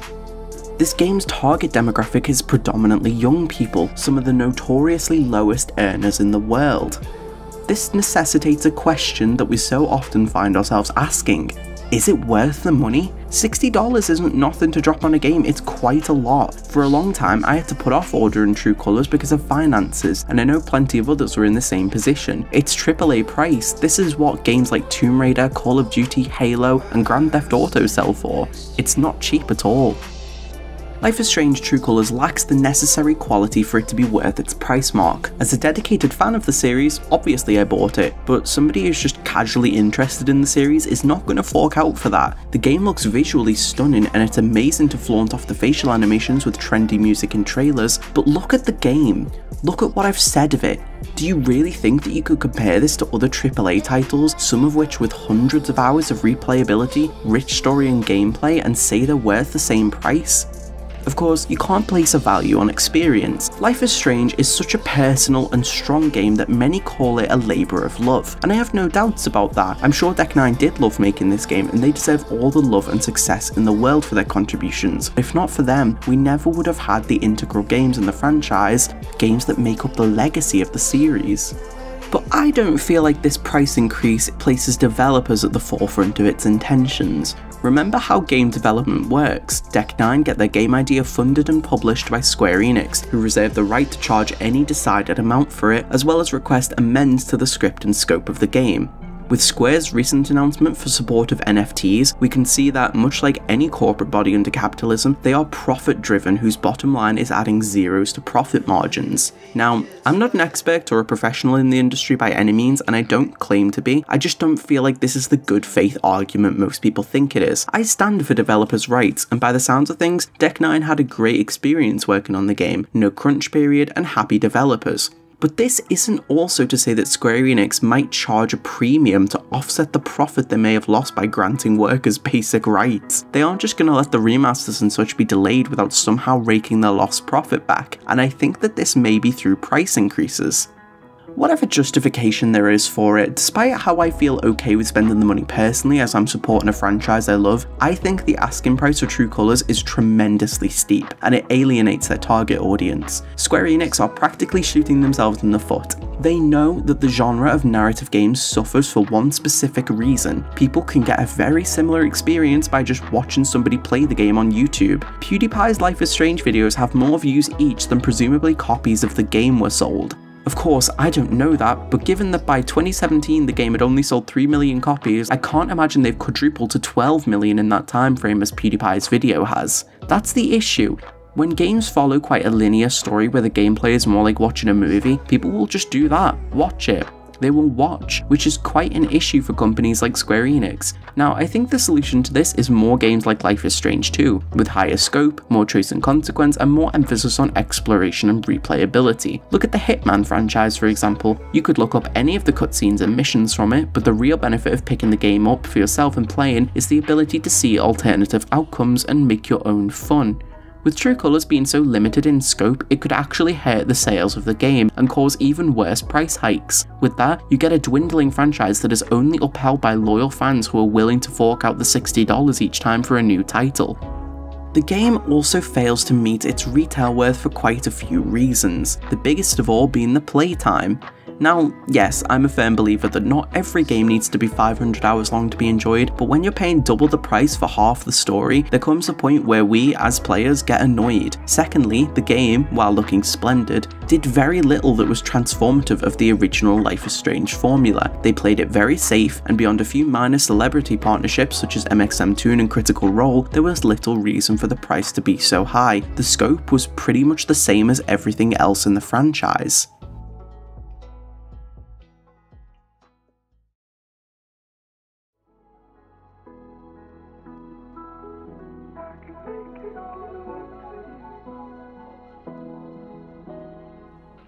Life is Strange games, even at their weakest moments, have always featured amazing music. From the guitar tones in Arcadia Bay to the electronic dance songs of Humboldt County, developers Don't Nod and Deck9 have always been very good at choosing fitting music for the games they're set in, and it's no surprise then that True Colors simply tries to improve on the original format.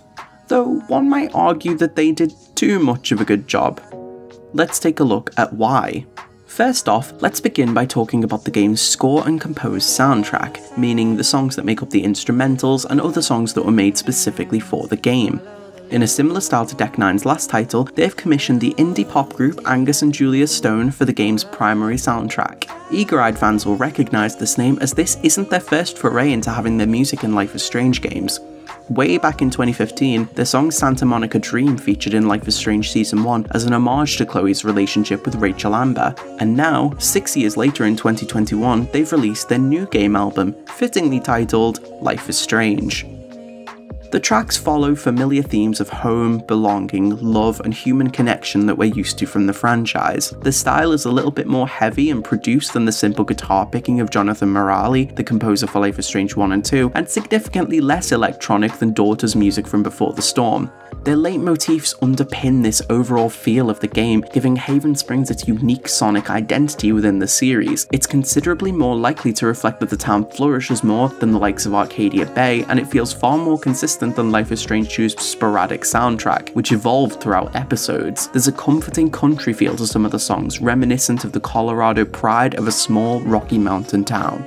Overall, I feel like Angus and Julia's songs were a little bit underplayed within the game. Daughter's tracks tended to get far more focus within narrative moments and montages, and with True Colors being a game that jumps from scene to scene, the only times we really have to breathe in these songs are during moments of calm, where Alex can sit and ponder in various locations throughout town. But interestingly, True Colors is the first LIS game to feature multiple composers working on a dedicated OST. Angus and Julia are the biggest contribution with a total of 12 tracks, but 2 other artists have made contributions to the game as well, namely mxmtoon, or Maya, who prefers to just go by her first name or stage name. Maya is an American singer-songwriter who started her career on YouTube in 2013. If you think you've never heard of her, you probably have. Her music has been streamed hundreds of millions of times, and she's somewhat of a marketing gem for Square Enix. Maya being a fan of the game herself, she's decided to partner with Square Enix to appear in press releases and trailers for the game. Being sold as the singing voice of Alex Chen, she produced a 4-track EP for True Colors, entitled again with the game's name, True Colors. She produced a couple of covers in her style, as well as some original songs for the game. Maya's music in-game is actually great, just quite short. I get that it's likely to avoid the very awkward DMCA friendly scenes where there's no music playing, but it feels like we seldom get a moment to connect with such an intrinsic part of Alex's character. It would be nice if she sang tunes during moments of calm to reflect beats of the story. Max's photography, for example, felt consistently weaved into her character, and while we see Alex talk about music a fair bit, we only hear her sing twice in game. By comparison, the Tempest scene in Before the Storm showed off Rachel's talents, but really followed an engaging interactive segment where we had the player feeling some of Chloe's stage anxiety, but for Alex we just get a 40-second cutscene. Moving on to the licensed music, the songs that Deck Nine cherry-picked for the game. There's a wonderful selection of indie, pop, and a dash of electronic music. It's very obvious that they pushed the budget out for the soundtrack. Just reading some of the artist names is enough to make you see that. Kings of Leon, Portugal the Man, Sigur Rós, Alt J, Girl in Red, Metronomy, and even Dido. The game has dozens of licensed tracks, most of which are trendy and fitting for the game, and relatively queer. So it might surprise you to hear then that I'm a little bit disappointed with the execution of this. I'll explain. True Colors features so many different songs, so many in fact that it's a rarity the licensed tracks get a moment to showcase themselves in such a short game. Of course, the game makes a statement of unskippable scenes where Dido and Kings of Leon are the focus, but so many of the licensed tracks are dull background songs, something you'll hear muted whilst walking through a store or on Steph's radio station, something that's playing off in the distance, insignificant and forgettable, and these are some really good songs that are just played in some irrelevant way and not given good focus. It feels like Deck Nine have sort of thrown money at artists and haphazardly crammed the songs into gameplay, which has never been the Life is Strange way.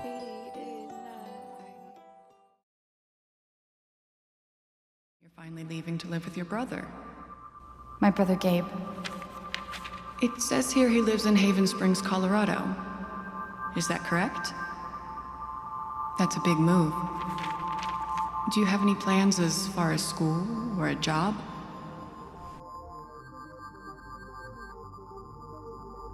My brother said I might pick up a few shifts at the bar he works at. So you'd be dealing with people?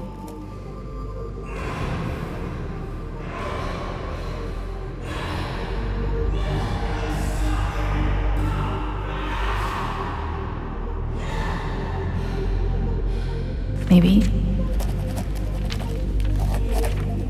Does your brother know about your issues?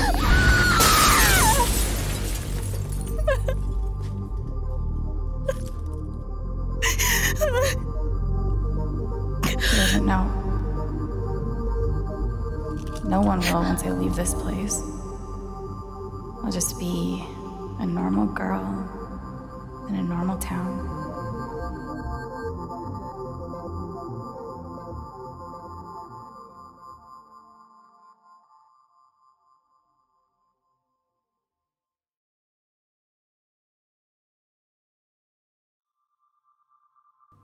So, I've spent quite a long time just slating the game, haven't I?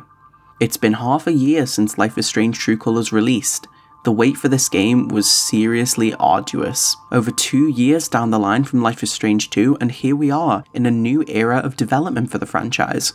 So what about developer Deck Nine and their new vision for the game moving forward? While it doesn't stray from the narrative built up by predecessors too far, True Colors has a distinct identity that places it as a step in a different direction for the series. Deck Nine has crafted an imaginative product with a look and feel that varies from previous titles. While plenty may see this as just another entry in the series, a seasoned fan will recognise that there are things that set this one aside. It may be better to see this game as an entirely new blueprint on which future titles may be based, one of celebrity partnerships, modern marketing, and a stray away from the indie style that fans of the first game fell in love with. Of course, the gameplay has remained the same with walk around and interact with the world energy we're used to, but the style of the game is reinvigorated, with new life and vigour breathed into character models, environments, and overall fluidity of aesthetic. But that's the lie. If you scrape it away, what do we see? If we scrape it away, what do we see?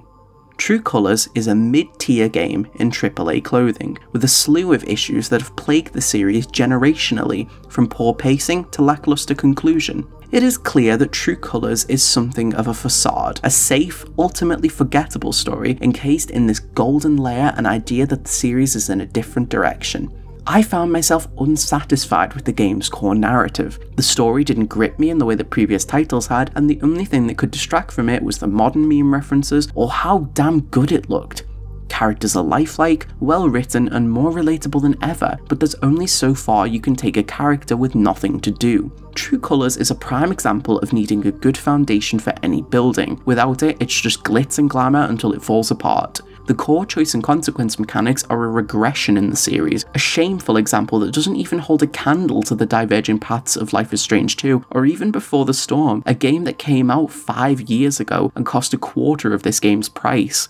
Not to mention an average playtime of 8 to 10 hours, fans can expect to be disappointed in comparison to entries that cost far less and delivered far more. There is only so far celebrity partnerships and amazing graphics can uphold a game that just isn't compelling and inventive for the series. So much work was put into making sure this game wasn't going to be another Life is Strange 2 that somewhere the series' spark was lost. So much is spent trying to win back old fans that True Colors loses its breathing room and forgets its identity at times. It's like it's trying to be a new series while also appealing to old fans of the game, so much so that it's caught in this weird in-between situation where it isn't quite sure what it is.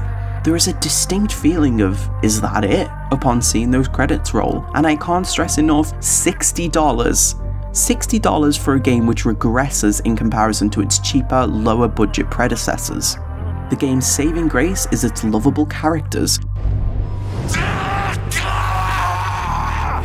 so full of realism and life that they could be real people. Haven Springs is a beautifully designed town and the game's art direction is phenomenal, but there is only so much visual padding it can do, when the core structure of the game is as milquetoast as True Colors was. It parallels Before the Storm in terms of story stakes, a game that needed to be toned down for a prequel. Occasionally, attempts are made, and you can see Deck 9 slowly peeking out of the box and into a world full of imagination, only to shut the door in what feels like fear. Yet they half-heartedly commit to this new identity for the franchise, while still relying on the crutches of reskinned narratives and borrowed plot elements from previous games, as if they're trying to be Life is Strange while also trying to carve out a unique identity in the gaming world. The franchise doesn't seem quite sure on what it wants to be at the moment.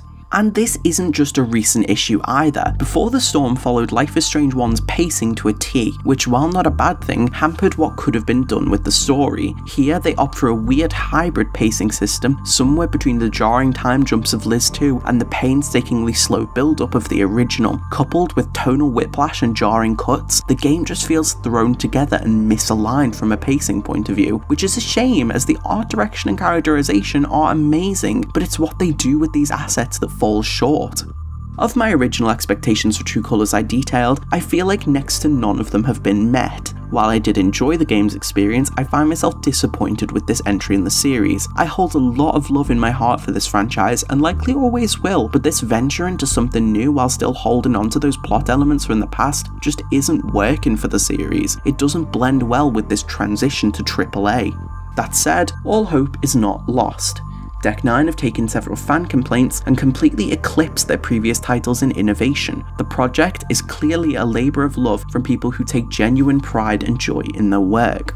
True Colors is visually beautiful, with life flooding into each inch of art design and passion seeping into the world of Haven Springs like golden rays of sunlight. My criticism of this game comes from a place of love. Several themes in this game really moved me, and the series has made tremendous strife in representation and cultural research. Alex being a well-researched, carefully written, and authentically acted Asian American character who struggles with relating to her own identity and culture due to repressed trauma and being untimely ripped from her immigrant parents. The game handles mature subjects like loss and love in such a delicate, subtle way. It really does feel like a thematic magnum opus, and on a small scale when minor plot lines and scenes are involved, Deck 9 is absolutely magical at addressing these things, with a subtlety and cultural understanding far beyond what Don't Nod have accomplished with either of their games.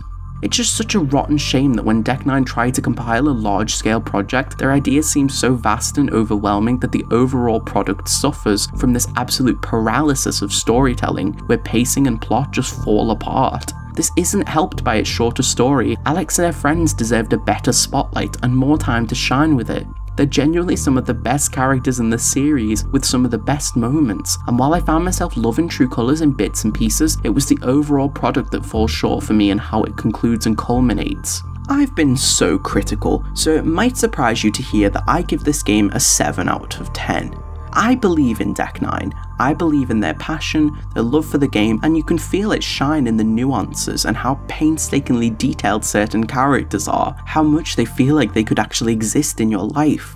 I don't regret buying True Colors. I don't regret that it was made. I don't want anybody to think that I hated this game. I was disappointed at what it could have been, and there's no use in blind praise. You have to criticize the things you love sometimes.